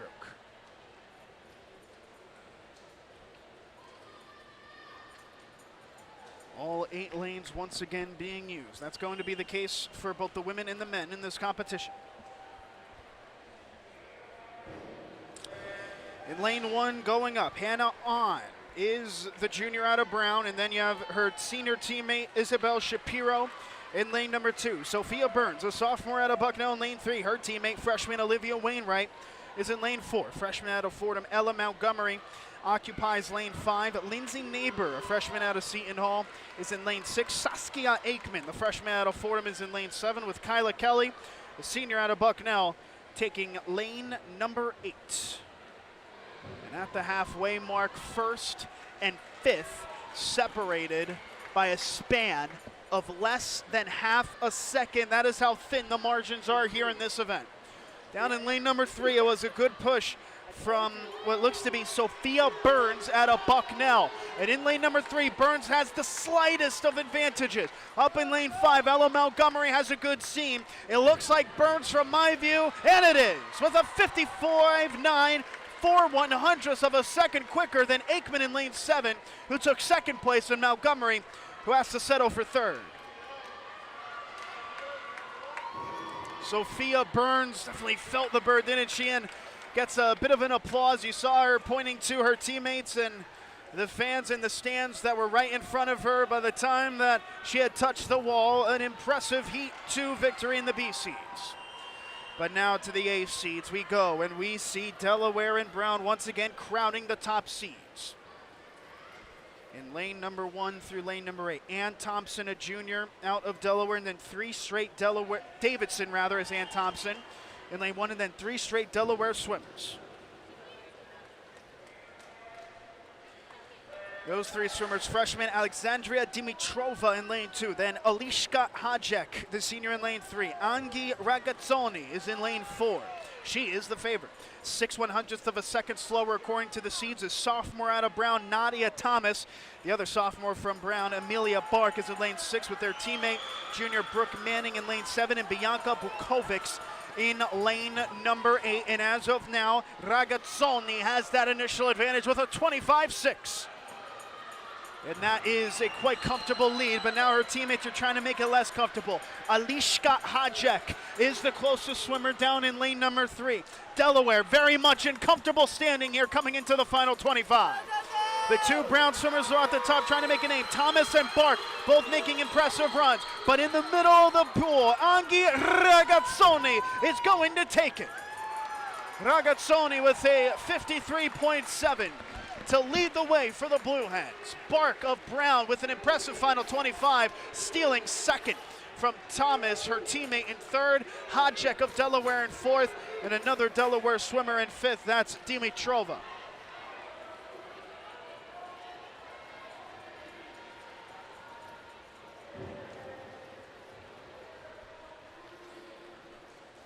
A high-octane women's 100-yard backstroke. And now only 3 more swimming events. We are going to have the women's and men's 800-yard freestyle relay.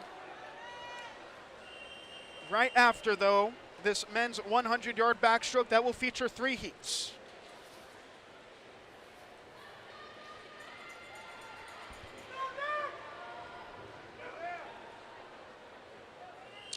We are in the C-seeded final, heat number 1 of the men's 100-yard backstroke. Lanes 1 through 8, Avery Kuhn, the sophomore out of Bucknell. His sophomore teammate Caleb Hagedorn is in lane 2. Jesse Abramson is in lane 3. He's a junior out of Fordham. Senior out of Seton Hall, Ethan Schonk is in lane 4. Nick Bracall is in lane 5, the junior out of UMBC. Freshman out of Fordham, Ben Orr is in lane 6. A junior from Fordham, Bryce Wilkins, is in lane 7. Turn Van Leer, the sophomore out of UMBC, in lane number 8 as they're past the halfway mark. And it is Kuhn all the way down in lane number 1 that has led them out in a very tight-knit group. We'll see who got the push off, and there is Avery Kuhn, the sophomore out of Bucknell, on that near side that has an emphatic advantage down low. The Bison faithful roaring in approval of this as down in lane 1, it's a victory. And Avery Kuhn's got it, the sophomore with a 50.57, and that gets the crowd in ruckus approval, almost some disbelief as the freshman gets it. As the sophomore, rather in lane number 1, nails the victory. I have to admit, there's some surprising faces that I'm seeing from the Bucknell bench at the prolific swimming of Kuhn. A 51.57 in the prelims. He wound up going an entire second quicker in the finals. That's a good setup then as a platform for the next 2 heats. The B-seeded final in heat 2 of 3 in the men's 100-yard backstroke. After this, we are expecting an intermission, followed by the final 2 events, 800-yard freestyle relays. Not before these 2 heats. Lanes 1 through 8, Jason Kellerman, the freshman out of Bucknell. Then in 2, it's Frankie Sanger, a junior out of Fordham. Then you'll see Stefano Perez in lane number 3, the freshman out of UMBC. And then it is Brown freshman, Caden Blammer in lane 4. Finn Quisted is in lane 5. He is a junior out of Brown. Phelan Crawley, a freshman out of Davidson, is in lane 6. And then 2 Seton Hall sophomores, Kel Duong in lane 7 and Caden Duong in lane number 8. Early advantage to Brown. Finn Quisted up in lane number 5 has it initially. Quisted away from the wall first. It's going to have to be a good push off the wall for someone to contest. Finn Quisted, a wire-to-wire lead, and after a bit of a slow end, a wire-to-wire finish.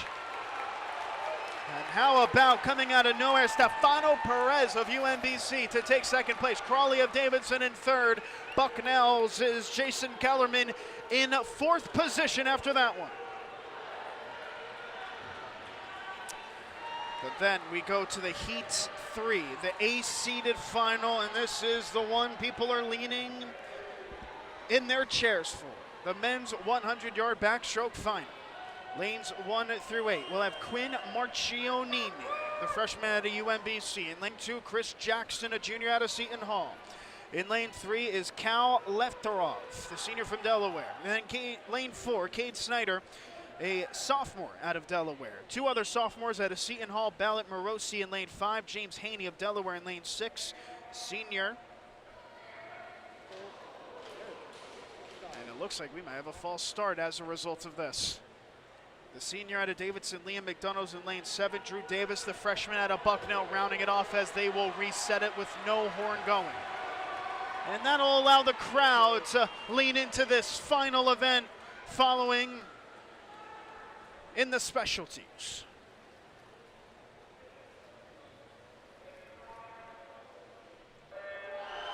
Now all all even, Steven, on the initial jump. The seeded advantage belonging to Cade Snyder, the sophomore out of Delaware. Delaware occupying the first, third, and fourth seeds, with Ballant Morosi of Seton Hall trying to spoil the party and give Seton Hall their first event win of this competition. But in lane number 4, it's Cade Snyder that's trying to put that to bed. Morosi up in lane 5, right now in 4th at the halfway mark. It is still in that middle name, Cade Snyder, that is leading him out, trying to create the pyramid. That's a really quick push-off from Snyder. We'll see how it turns into him. It's a very long one from Snyder, and he's going to have the advantage all the way through. And it's another victory for Delaware, and it's Cade Snyder providing. Morosi came back very well to take second. Lefterov of Delaware in third. Marchionini in fourth. And rounding out the top 5, it's Stevenson's just McDonough up in lane 7.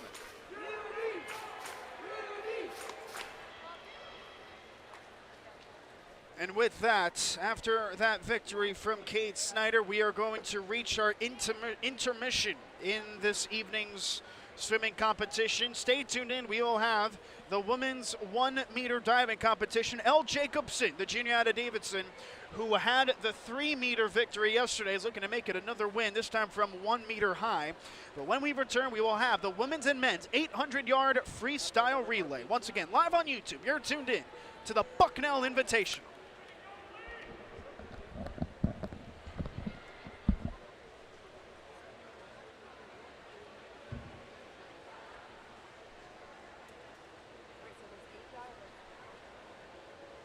Calculated the stages, there's 6 stages.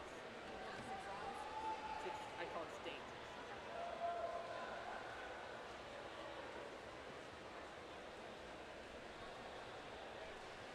There's no somersaults.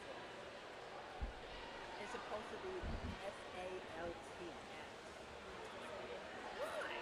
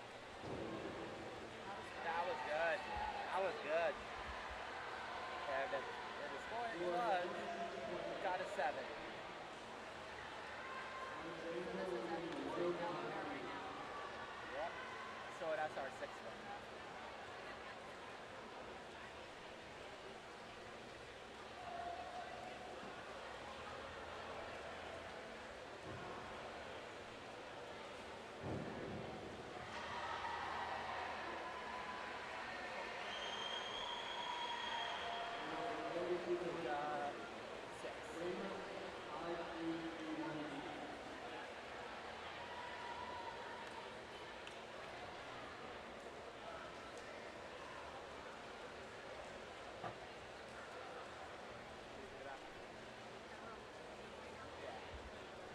Yep.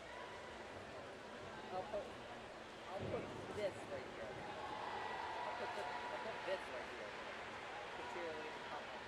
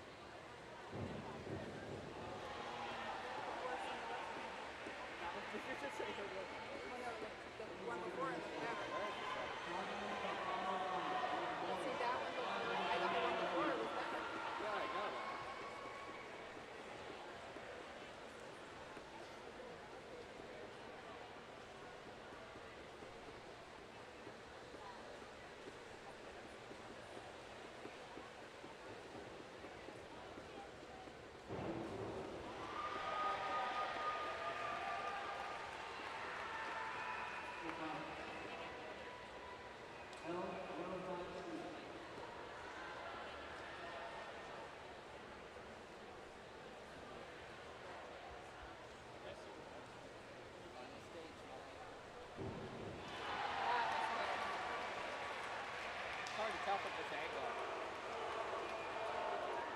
Yeah, I'm not good at this stuff. I thought that was easy. There's not a good angle from all these.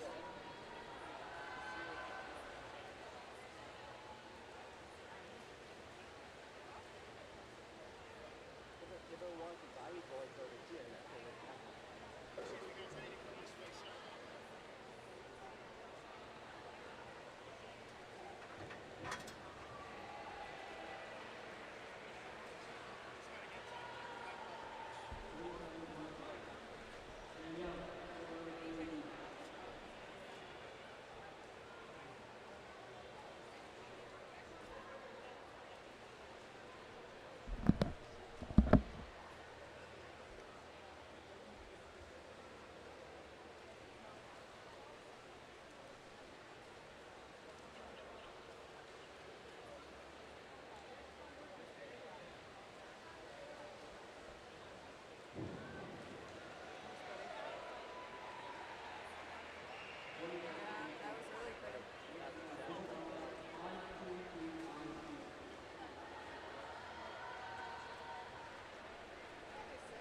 I think.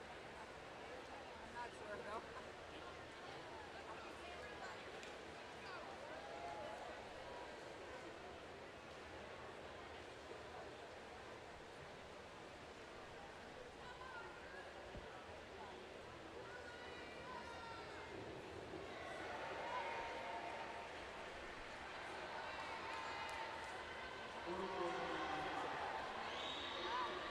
That's not even a dive. That's just a twisting thing. That's weird.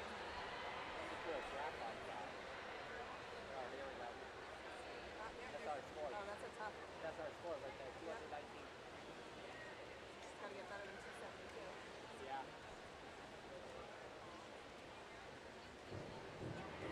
That looked good. That looks good.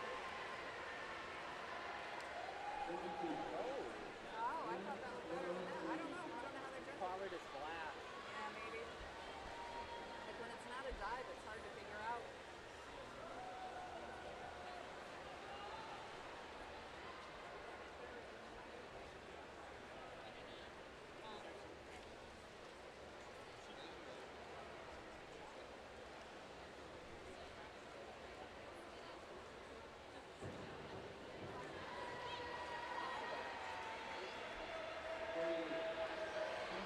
Look at that. That was better. That other girl's still worse.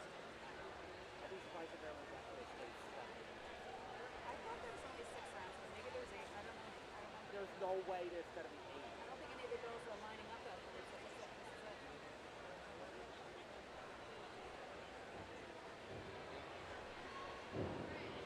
That was a good one. That was good. Got it.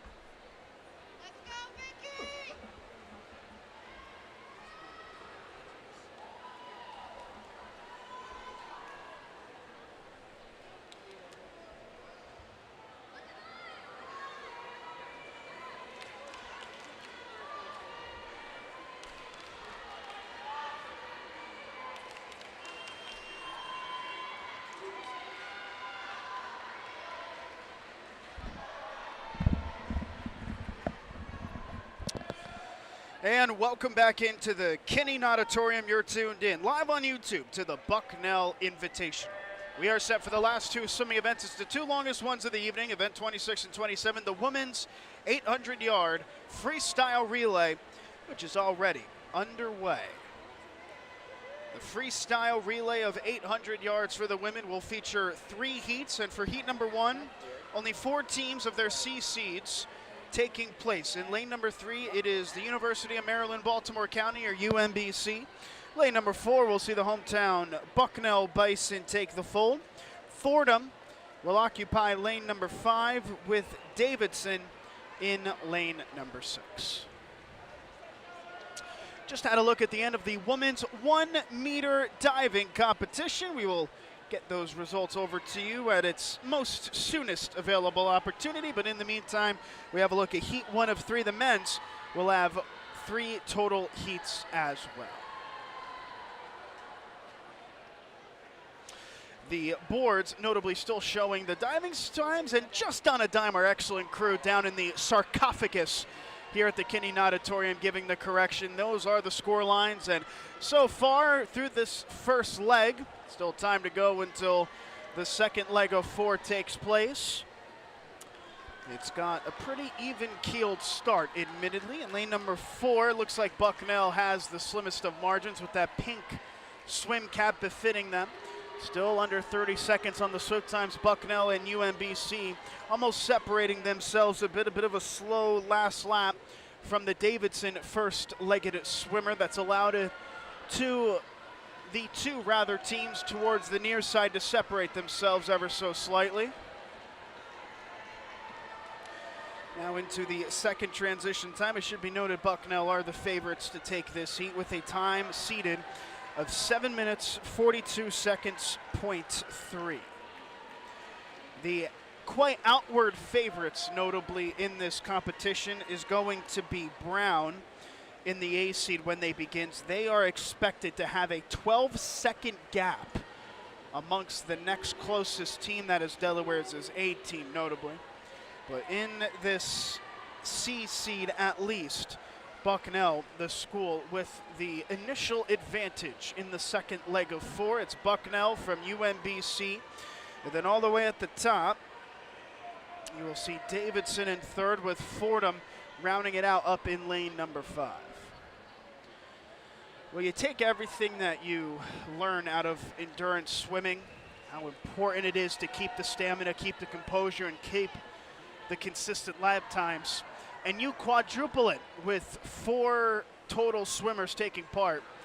And this is a competition as a whole that could very much feature the most calamitous of errors and the highest of acclaim if it is all taken correctly. There is a very high ceiling in terms of the total performances. That being said, we expect Brown to be the heavy favorites in this competition. But it is still, as they go into the final lap of the second leg, it is still Bucknell from UMBC, from Davidson, from Fordham. All notably, you see it on the time screens, very consistent lap times on that previous lap, with first and fourth separated just about 0.6 of a second. I'm sure for the C seeds perspective, you'd like, if you're a Fordham spectator, to see them kind of dwindle a bit at this advantage that Bucknell has as they go to the third leg of 4.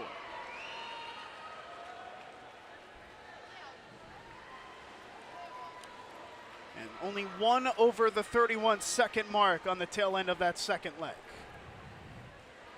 All 4 swimmers in their freestyle front crawl position will be tasked with taking 4 laps in total, 200 yards per women, of the 4 legs of this competition. And we have a bit of a miscue in terms of the timetable. It's not the first time that has happened today, where the back wall, or the front wall rather, gets claimed due to a sploosh of a wave from a backtracked swimmer. But it is still Bucknell, notably, that has that first place position on that lead lap from UMBC, from Davidson, from Fordham, although I will say Fordham has increased, or decreased rather, the gap from third position. And for these C-seeded swimmers, always competing to rise up in the depth charts and always looking to find the acclaims that they can. If even the spectators, some might be having a chance at the headphones in and the phones out, it will be a massive moment in this invitational for all 16 swimmers that are taking the pool for this C-seeded event. And for the Bison, an opportunity, of course, to get the home crowd in their favor. However, the spoilers in Billtown, Baltimore, UMBC, trying to get an overtake here. They're going to be neck and neck. In fact, UMBC has just overtaken the Bison on that near side, a 5:21.4.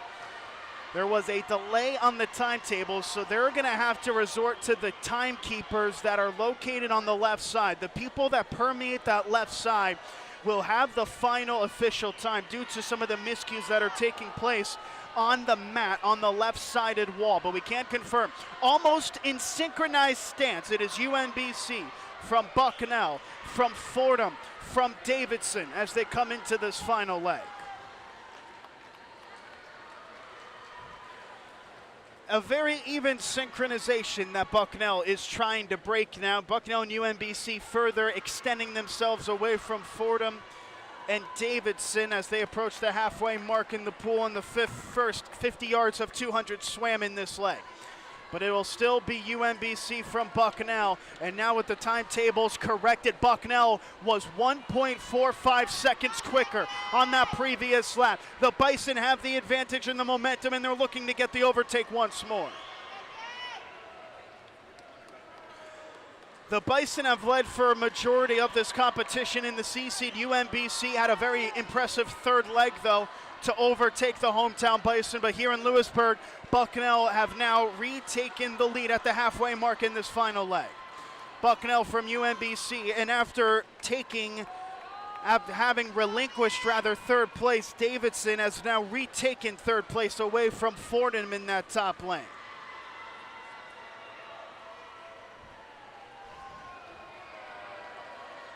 It was a good push off of that back wall, though, and maybe there's something for the Retrievers to have a say back. And all of a sudden, Davidson on their anchor leg have found themselves in this. Look at Davidson all the way on that far side as they come into the final lap here. They're three abreast going into this final push. All of a sudden, you see Davidson come into the fold of things here, and they're trying to make this a competition.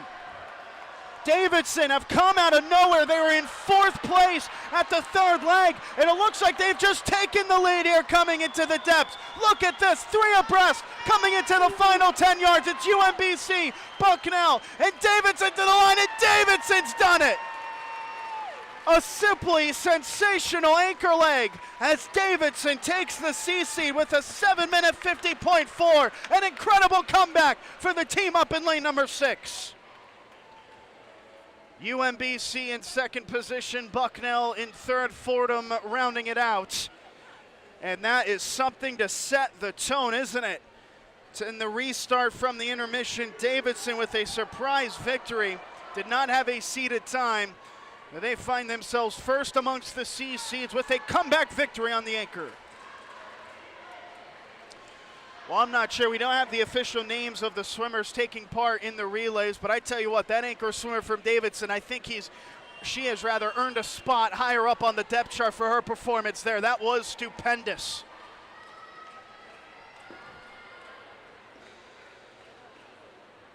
We are just receiving now the unofficial tallies towards that top right side. If they are correct, it has Katie Lafferty as the victor in the women's 1-meter diving competition that had taken place in the midst of the swimming intermission, as now the second heat of 3 is underway. This time it expands out to 5 total teams taking part in this one. From lane 2, we see Davidson, who have a seated time of 7 minutes 48.5. In lane 3 at 7 minutes 40.6 is Bucknell. The favorites in this seed is Delaware, who are actually the out-and-out 3 seed, but you can't have multiple teams partaking in the final heat. So Delaware's this B team with a 7-minute 31 flat is the out-and-out favorite in lane number 4, and they have the slight advantage here. In lane number 5, we see Fordham's B team with a 7-minute 40.0. And rounding it out will be UMBC's BC in lane number 6 with a 7:47.3. The podium beginning to form amongst the top 3 with Delaware in the middle, Bucknell to the left of the swimmer, and Fordham to the right on the far side.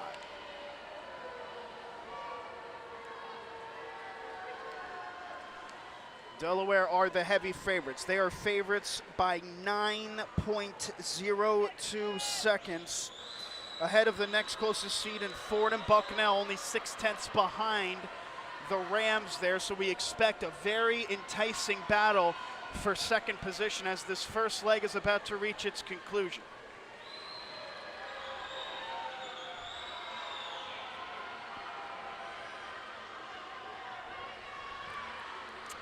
Now the first transition, it's able for the Blue Hens to take their time a bit on it as they will have the lead. That has extended to about 1.5 seconds through the first 200-yard swam. Delaware from Fordham, from Bucknell, from Davidson, from UMBC after 200 yards.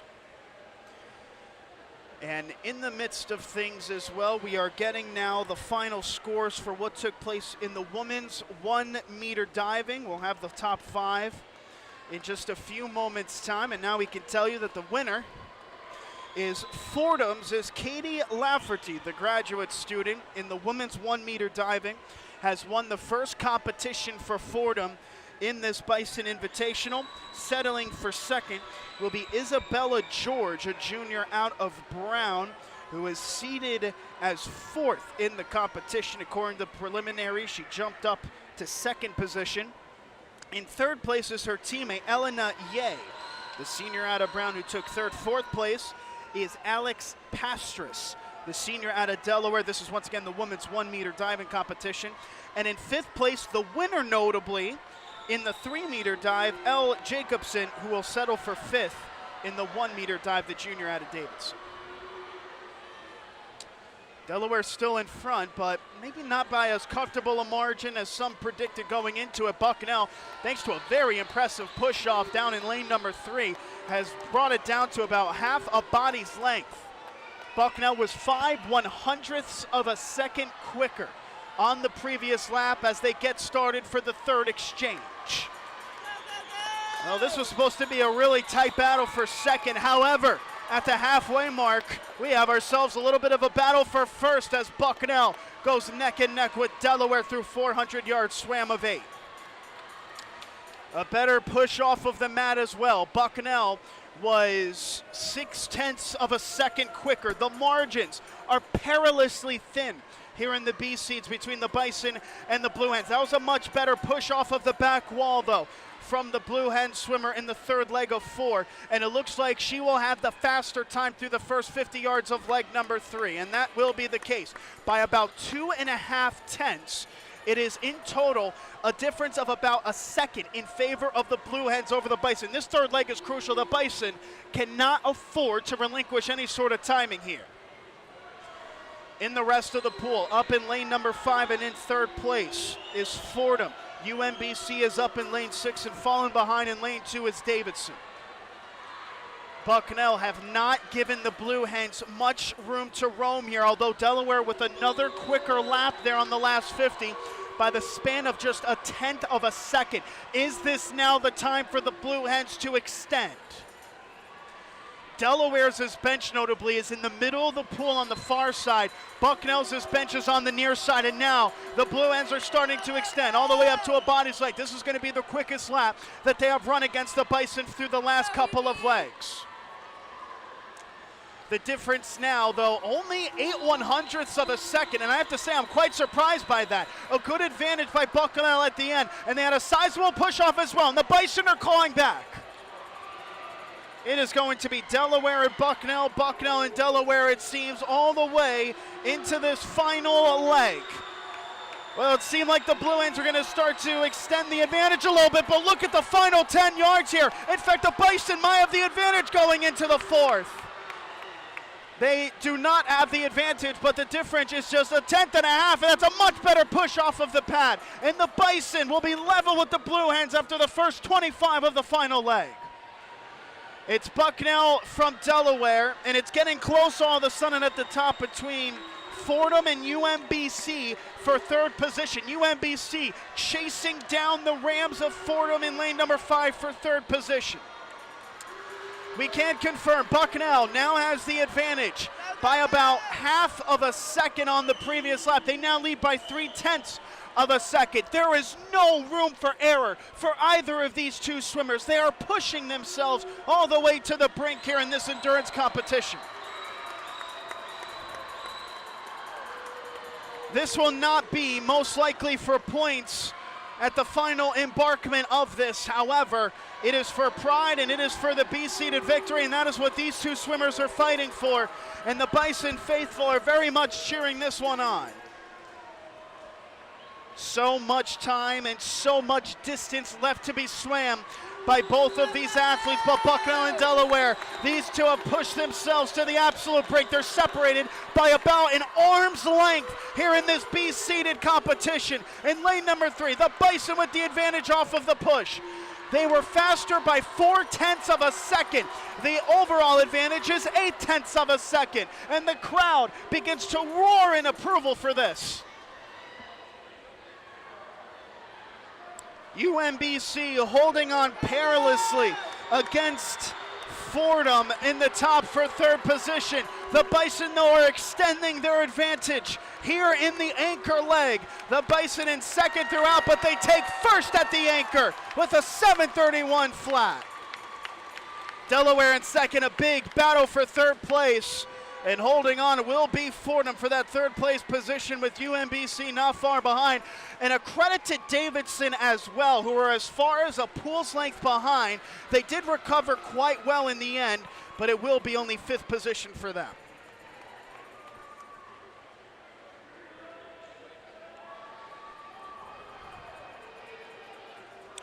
All sets up quite nicely then for heat 3 of 3, and these are the A teams. The A-seeded final.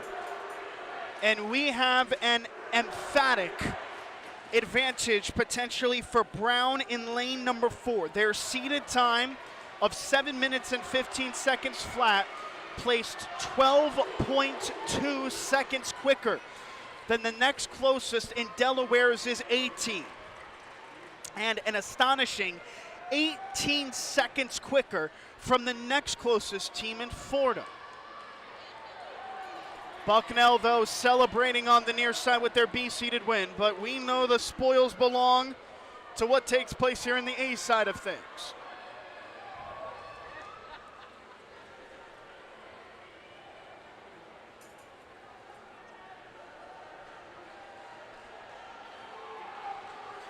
Should be noted the record here could be under threat at the natatorium.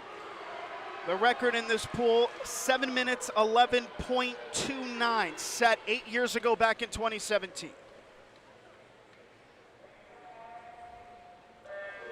They'll have to be 4 seconds quicker than their seeded time, Brown, to take that natatorium record that stood for 8 years. But in the endurance competition, the margins all of a sudden can grow way wider.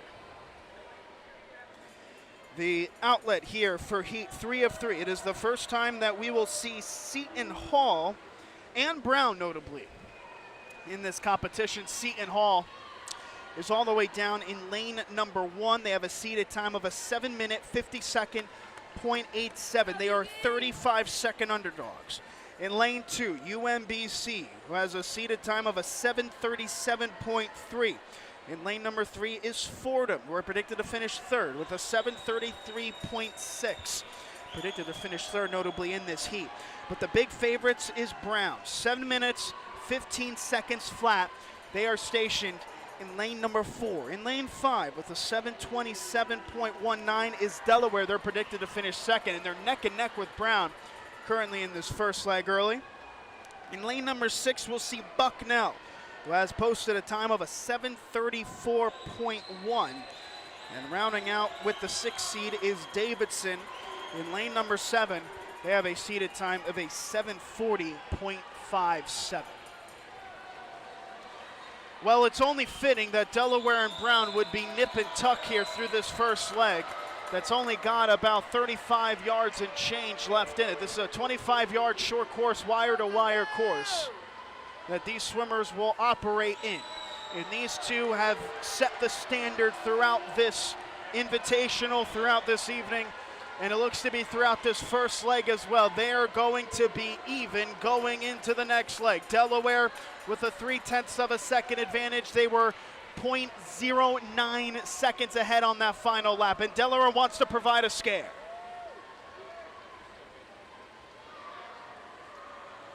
Well, Delaware definitely has depth in their women's 800-yard freestyle relay.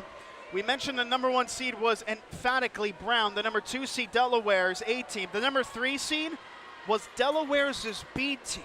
However, of course, the upset to Bucknell with their B seed defeating Delaware has complicated matters a bit. The Blue Hens will look for their get back in this A seed final. It is still Delaware leading the pack. Up in lane number 5, Brown right below in lane number 4. And then a very close battle for third after that in lane 6, 7, and 3. That is occupied by Bucknell, Davidson, and Fordham. Bucknell trying to keep a hold in third place. They came into today in 4th, according to the women's team scores. They have struggled in the men's team scoring 7, but the women have stepped up, and they're trying to get a podium finish here in this endurance relay. Delaware and Brown continuing to push. This is very similar to the B-seeded competition, isn't it? Where you had Delaware in front for a vast majority, but Bucknell always seeming to just hang around, and then in that third leg was when they pushed forward. And they had a really good push-off in the tail end of this second leg, and Brown is going to take their first lead. Going into the halfway mark here in the 800-yard freestyle relay, it's going to be Brown with their first advantage. A terrific final 25. Brown from Delaware, from Bucknell, from Fordham, from Davidson up in lane 7, rounding out on the near side UMBC, and not far behind them Seton Hall down in lane number 1. They are about a pool's length and change behind the leaders, Brown and Delaware, and these two are going stride for stride here in leg number 3. Well, the seeded times are telling a much different story than what we have seen in the swimming pool, haven't we? With Delaware staying neck and neck. I tell you what, this Blue Hens team is at their best when competing in team competitions. They have been terrific throughout this invitational, even against a team as talented as Brown, and they are trying to provide a scare against the Bears here in this 800-yard freestyle relay for the women. These two schools are expected to be neck and neck in the men's 800-yard freestyle relay, which we will have following this one. But the women are providing some good entertainment here. However, Brown extends their lead. They were about 9/10 quicker on that previous lap. As they're past the halfway mark here in the third leg, they're looking to increase their advantage. Brown trying to keep this less dramatic than we have seen from the halfway mark. This third leg, the bread and butter for the Bears. Delaware trying to stay put. They're going to increase this advantage, Brown, to about a body's length and a half, coming to the back wall at the end of this final exchange. The pack itself separating. In the midst of all of this, it's been an impressive streak for Bucknell up in lane number 6, who all of a sudden is about as close to Delaware as Delaware is to Brown. A 28:03 on that final leg, a full second quicker than Delaware as they approach the final leg. It's Brown from Delaware, from Bucknell in third, and then 4 seconds behind is Davidson in fourth. Fordham just 6/10 behind in fifth, and then UMBC and Seton Hall to round it out. Seton Hall threatening to be lapped here as they are approached from behind by Brown. And this match and this contest that had a lot of drama throughout the first 400 yards has turned into the Bears piling forward. And now the real danger becomes what's going to happen in the battle for second place and third place, because Fordham has very much turned it up a notch down in lane number 3. They have stayed within distance of Delaware and Bucknell. Bucknell is about a body length and a half. behind Delaware for second, as Brown's lead extends to about 10 yards, we'll call it 12 yards or so at the wall push. The pool record at 7 minutes and 11 seconds. As Brown will have another push off for the final lap here in the seed of A in Heat 3 of the women's 800-yard freestyle relay. It is still Brown from Delaware, from Bucknell, and then a real close fight for fourth between Davidson and Brown. Davidson staying in the midst of things, and they're looking to have fourth place positioning in this heat, but first place in the end will be no contest, no pool record, but it is a win for Brown, who takes it with a 7:14.7. Bucknell held on very firmly into third place throughout. They won't get second as Delaware takes it, but an impressive matured swim for the Bison have them in third position. And look at this fight for fourth place that will be taken by Davidson just ahead of Fordham. UMBC on the near side in lane 2 will have sixth, and Seton Hall rounds it out at the halfway mark in the pool. They'll have a sub 7 minute 50-second time in seventh.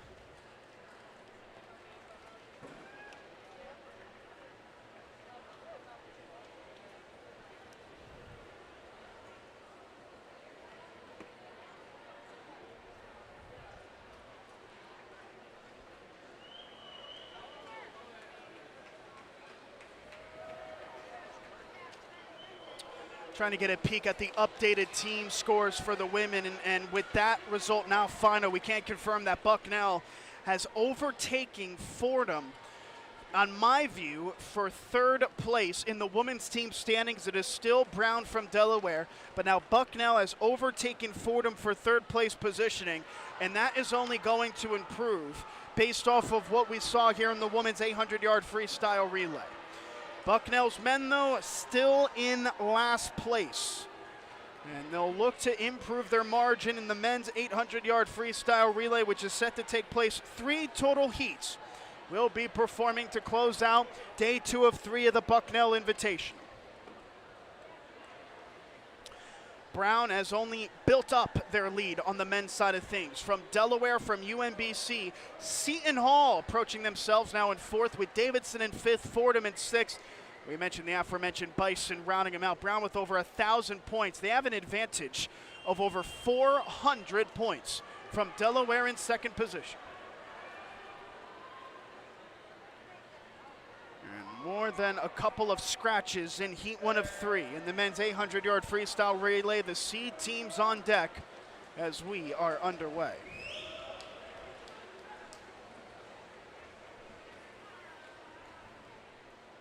And the other 2 scratches will be Delaware and Brown in the 4th and 5th lanes. They make ways, so it will be a competition that will feature just 4 teams competing. In lane number 2, down low, is Davidson seed team. They do not have a listed time, which puts them in 20th out of 20. The last seed going into this competition, although that can always change as a non-seeded squad. In lane number 3 will be now all of a sudden the favorites, with Delaware and Brown making way, and that's Bucknell's seed team, with a time of a 6:57.3, the fastest seeded time in Heat 1. In lane 6 will be Fordham, who has a time just under 7 minutes of 6:59.9. And finally, you have UMBC in 7th position, lane 7, rather, with a 7-minute 12.35. They are in 3rd place with the 2-lane Davidson ahead of Bucknell, with the under 1 minute and 15-second mark relinquished. Davidson the quickest lap in the third lap of 4 in the first leg. So we get set now for the first transition of 3 that will take place across these 4 legs. And it will be Davidson ahead by a body's length and a half through the first 200 yards. Davidson from Bucknell And up top in lane 7, UMBC from Fordham. UMBC, I'm sure, trying to improve and get under that 7-minute mark. That 7-minute 12 looms large and not really the best way for the Retrievers. However, they seem to be better than the sum of their parts based off of what we've seen from the seedings. You always put an asterisk by the seed times, but seeing that plus 7-minute time, I'm sure that gives motivation for UMBC to try and beat it up in lane number 7. In fact, they're doing a little bit more than just beating it. They're competing for second place against Bucknell, as Davidson, who did not record a seeded time, has a quite staunch advantage that is spanning about 10 yards or so.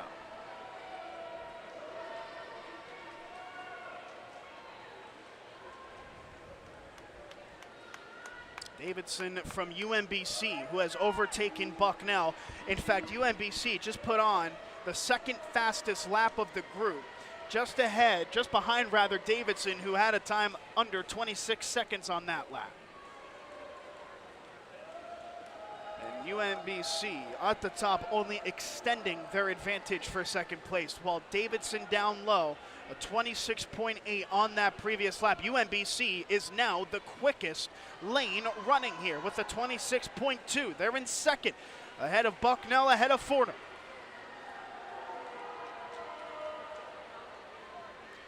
Coming to the halfway mark here in heat 1 of 3 in the men's 800-yard freestyle relay. We are over 2.5 hours since the PM sessions began, and the final point tallies trying to be won by those in the pool. Davidson quite emphatically in front here amongst the C seeds. We do not expect a pool record to be broken this evening. The quickest seed time belonging to the A seed and Brown, who set a seed time of a 6:38.2.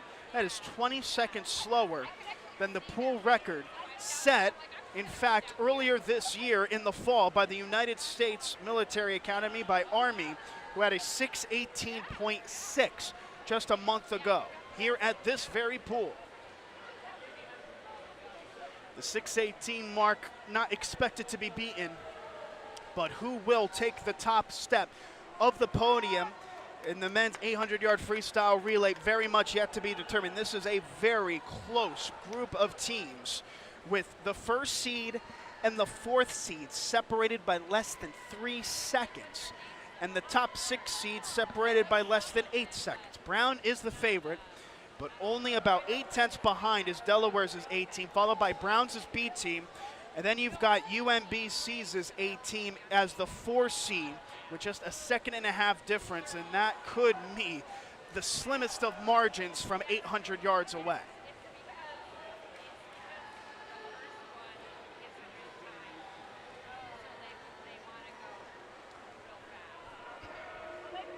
Athletes getting set now for the next transition here as we approach 5-minute swam. In heat number 1 of 3, Davidson quite emphatically ahead. That was a sub 27-second lap time. Davidson from UMBC, from Bucknell, and from Fordham, who will close out that last leg.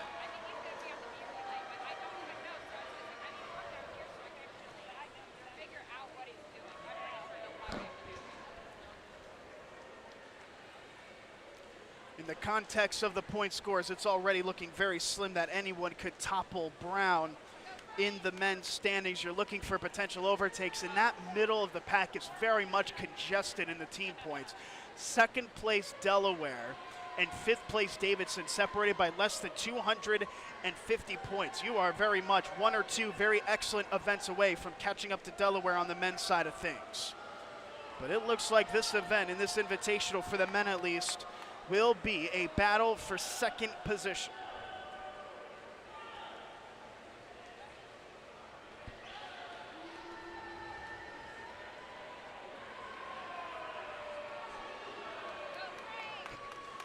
Well, Davidson, so much for not putting up the seeded time, seeded 20th out of 20 due to not having a recorded seeded time. They're in the near side lane in lane number 2, notably away from, or rather towards, their bench on the right side that is just past the Bison. From where the Davidson swimmer is, you see some of the folks in red towards the near side of your screens.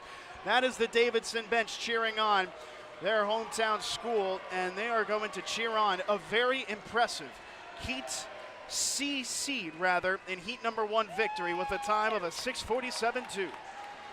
Second place belonging to UMBC. Well, so much for that seeded time of over 7 minutes. They're going to pull up with a 6:54.5. Just under 7 minutes go to Bison with a 6:58.9. And Fordham finishing north of 7 minutes with a 7:04.6. That is 7 seconds slower than seeded.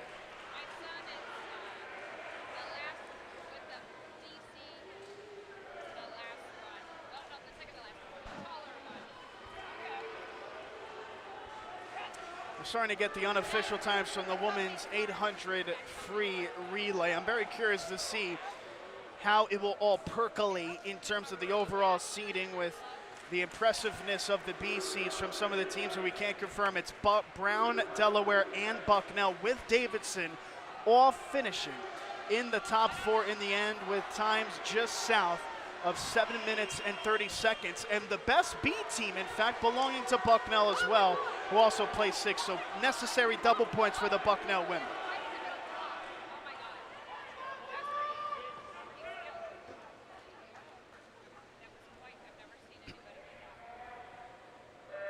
Back now in the swimming pool for the men. It's the 800-yard freestyle relay. Event 27 of 27 is taking place and is underway.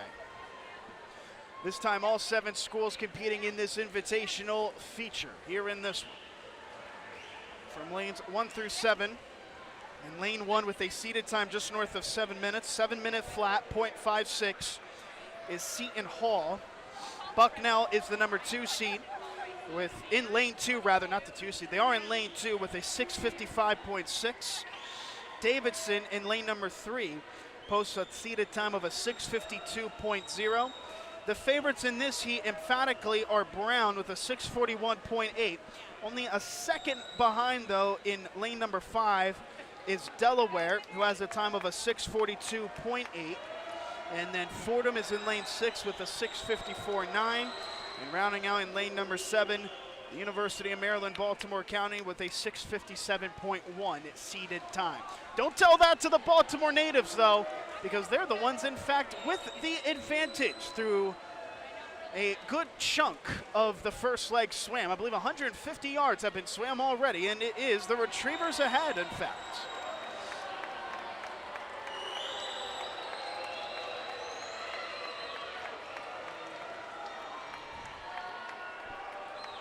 Looks like UMBC leads the line from Davidson from Brown. Davidson showcasing their stuff. This seems to be an event that they are very much comfortable in competing in, but it is UMBC from Davidson, from Brown, from Seton Hall, who had a stellar last 100 yards or so, from Delaware, from Bucknell, from Fordham, after the first exchange.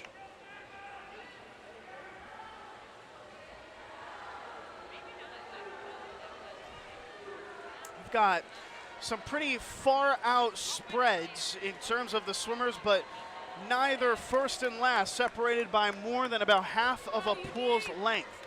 And you have to pay attention to what's going on that near side down in lane number 1. Do not discount what Seton Hall has been able to do in here as well. They are very much not in the top 3, hovering in about 4th to 5th place, but Seton Hall, the Pirates, very much found themselves in good positioning here.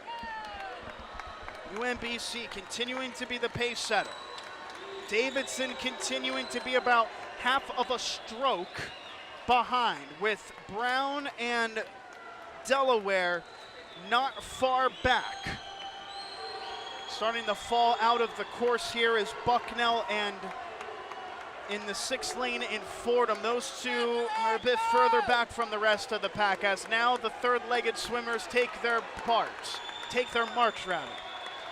And nothing changing in terms of who is ahead. The UMBC crowd are showcasing their stuff here all of a sudden, all the way up in lane number 7. The underdogs in this one, but they are going to have the lead at the halfway mark in this competition. In the B-seeded affair of Heat 2, it is UMBC from Davidson, from Brown, from Delaware, from Seton Hall right behind, and then a big gap before Bucknell and Fordham touch the wall.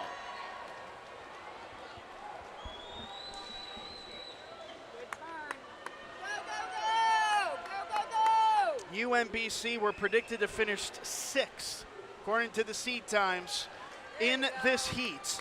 And yet they have found themselves off of an excellent push in first position, but now second place, beginning to congest a little bit. Delaware is making the push forward. Davidson is still in second, but Brown has begun to fall off a little bit as Delaware makes their move.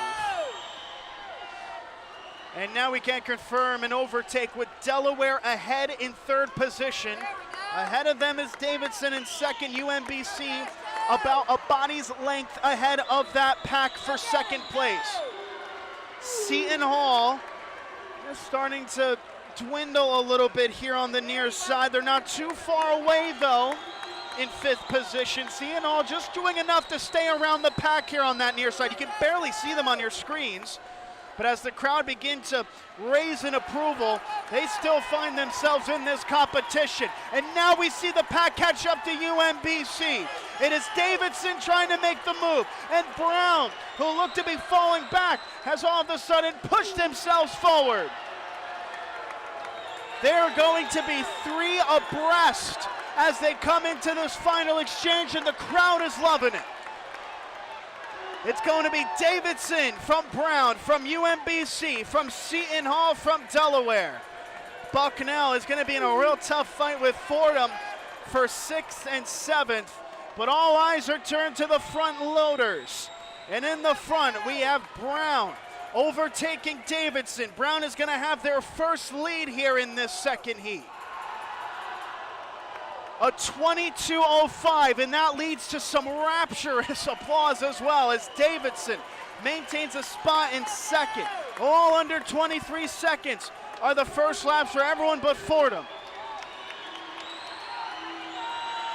And just listen to this crowd. It is a deafening atmosphere here at the Kenny Auditorium. They are rapturing in approval. Davidson making a push now on Brown down in lane number 3. UMBC trying to still finish in the top 3. Delaware and Seton Hall both looking to make a scare. They come to the opposite side and they are neck and neck. Look at this. Davidson has the narrow advantage. They are jumping for joy at what happens here. Davidson are going to have a slim margin on the final push. They are ahead by less than 1/10 of a second, and how about that? A competition that spans nearly 8 football fields is going to come down to the final tenths, and there was a better push from Brown, but Davidson still has the slight margin. It's going to come down to the final touch here. They're going to come to the wall. Davidson thinks they've won it, and they have! By 6/100ths of a second, Davidson takes it in the B-seeded finals away from Brown. Delaware will take third, and an excellent anchor leg by Bucknell will have them finishing in 4th from Fordham, from Seton Hall, from UMBC.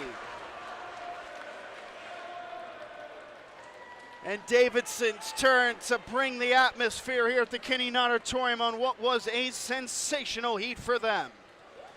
They finished 13 seconds quicker than their seeded time to take that one.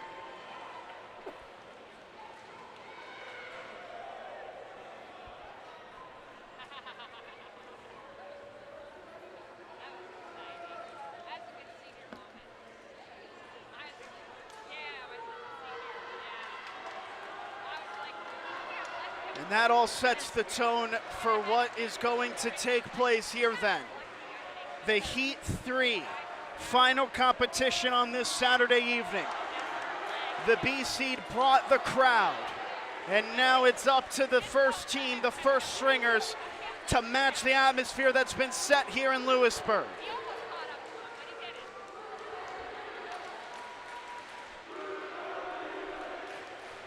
The teams chanting as we are set to go here for what will be the final push.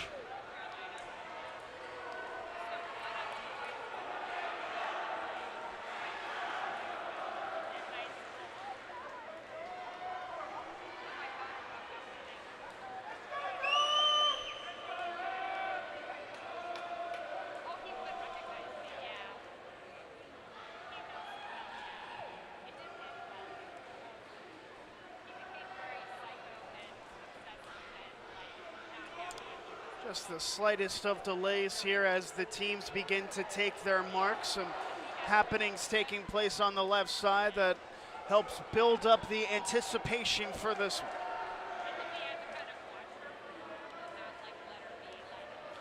And now the referee returns. Just a confirmation on what was a narrow photo finish. That the referee confirms the unofficial times.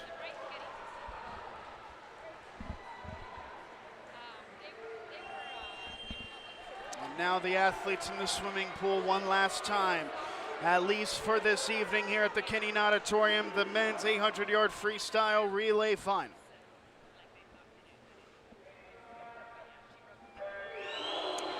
From lane 1 through lane 8, Bucknell, the Bison in lane 1 with a posted time of a 6:49.52. They are 11-second underdogs. Davidson in lane 2, a time posted of a 6:46.05. In lane number 3 is UMBC with a 6:41.97. Brown is the favorite in lane 4 with a 6:38.2, but only 0.8 behind the posted time is Delaware with a 6:39.0. In lane number 6, we will see Seton Hall with a 6:43.3, and Fordham closing it out in lane number 7 with a 6:49.33. The first 100 yards of 800. And it's Brown from Seton Hall, from UMBC, from Bucknell, from Delaware, from Fordham, from Davidson. Brown are the favorites. The men's side of things for Brown have been prolific and enigmatic and pragmatic. And they are looking to cap off what has been a stellar first 2 days here at the Bucknell Invitational with the win in the longest endurance competition of the proceedings in terms of the team events. The longest competition, of course, taking place early tomorrow afternoon with the 1,650-yard marathon that will take place early tomorrow afternoon. On the first exchange, Brown has the lead, but how about a stellar first leg from Seton Hall, who find themselves less than 2 seconds behind the leading Bears. UMBC in third, Delaware having to settle for fourth after that first leg. Sunday morning we will see preliminaries in session number 9 in the 200 backstroke, 100 freestyle, 200 breaststroke, and 200 butterfly. In the early afternoon will be the 1650 freestyle for the women and men, and then in the evening we will have the finals for all of those aforementioned events, and closing it out will be the 400 freestyle relay for the women and the men. Stellar action set to take place tomorrow. But back in the swimming pool here for the 800-yard freestyle relay, it is still Brown and Seton Hall leading the pack. And then after a bit of a delay, UMBC in the third lane with a crowd following behind them, including Delaware and Davidson. The fastest swimmer in the pool wearing the red swim cap befitting the Bears men's team. They are about a body's length ahead of Seton Hall, who are out-kicking their coverage a little bit up in lane number 6. Actually had a better push-off as the two were separated by, on the final timing screens, just about 7/100ths of a second. Seton Hall are not allowing Brown to come away, at least as of yet. In the halfway mark then of this competition, it will be Brown in the pool first in the third leg of 4 from Seton Hall, from UMBC, and up top from Delaware, from Davidson, from Bucknell in lane 1, and Fordham rounding it out up in lane number 7. You can see the confidence in the strokes. They're so smooth for this third-legged Brown swimmer. And you can see the evidence proved into it based off of the 0.4 quicker mark through the first 50 yards of 200 that these third-legged swimmers will have to swim against. There's a bit of an awkward push-off, notably. The Brown swimmer was almost on the wire towards his right side. It's the only thing that's really going to prevent him from relinquishing this advantage, as he now goes under 25 seconds, still managed to go about 1/10.5 quicker from the Seton Hall swimmer in lane number 6. UMBC still in third position, but only about 0.8 of a second. There's going to be a very heavy metal swimming battle for third place positioning, it seems, in this one. Seton Hall has done very well for themselves, though, up in lane number 6. A real stranglehold in second position. UMBC separating themselves a bit from third. And then Delaware and Davidson rounding it out. The time's now starting to get in the 26 seconds, with the exception of UMBC, Brown, and Seton Hall. Those three are separating themselves here. And on the next leg, they go with a sub 26-second time. And near simultaneous goes 4th and 5th. Key points for the team score up for grabs there as you get outside of the top 3. And now we're seeing a push from UMBC against Seton Hall. That battle for second gets ever the closer.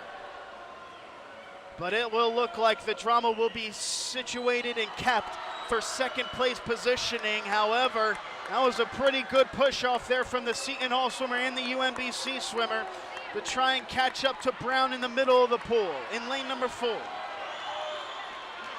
Also getting involved down in lane number 2. We haven't said them much, but Davidson has now begun a push, and a lot of the atmosphere is being reserved for this battle for second place that has grown in intensity all of a sudden.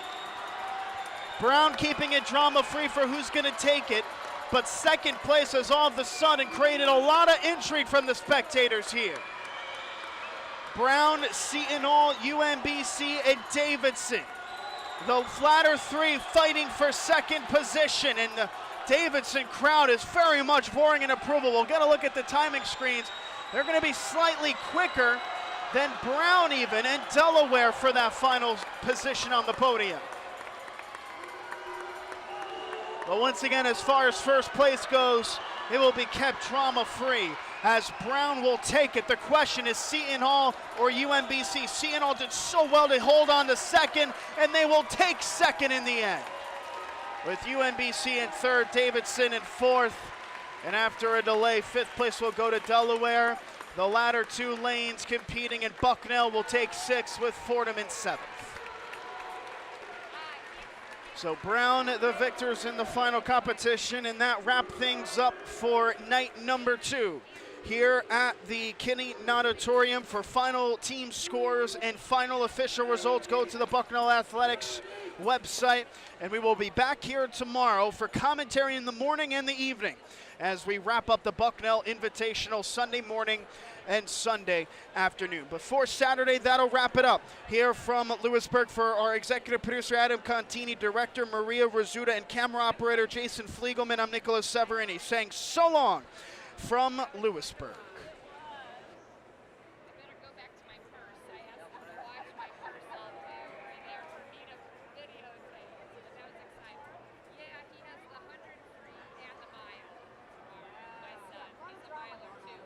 Sure.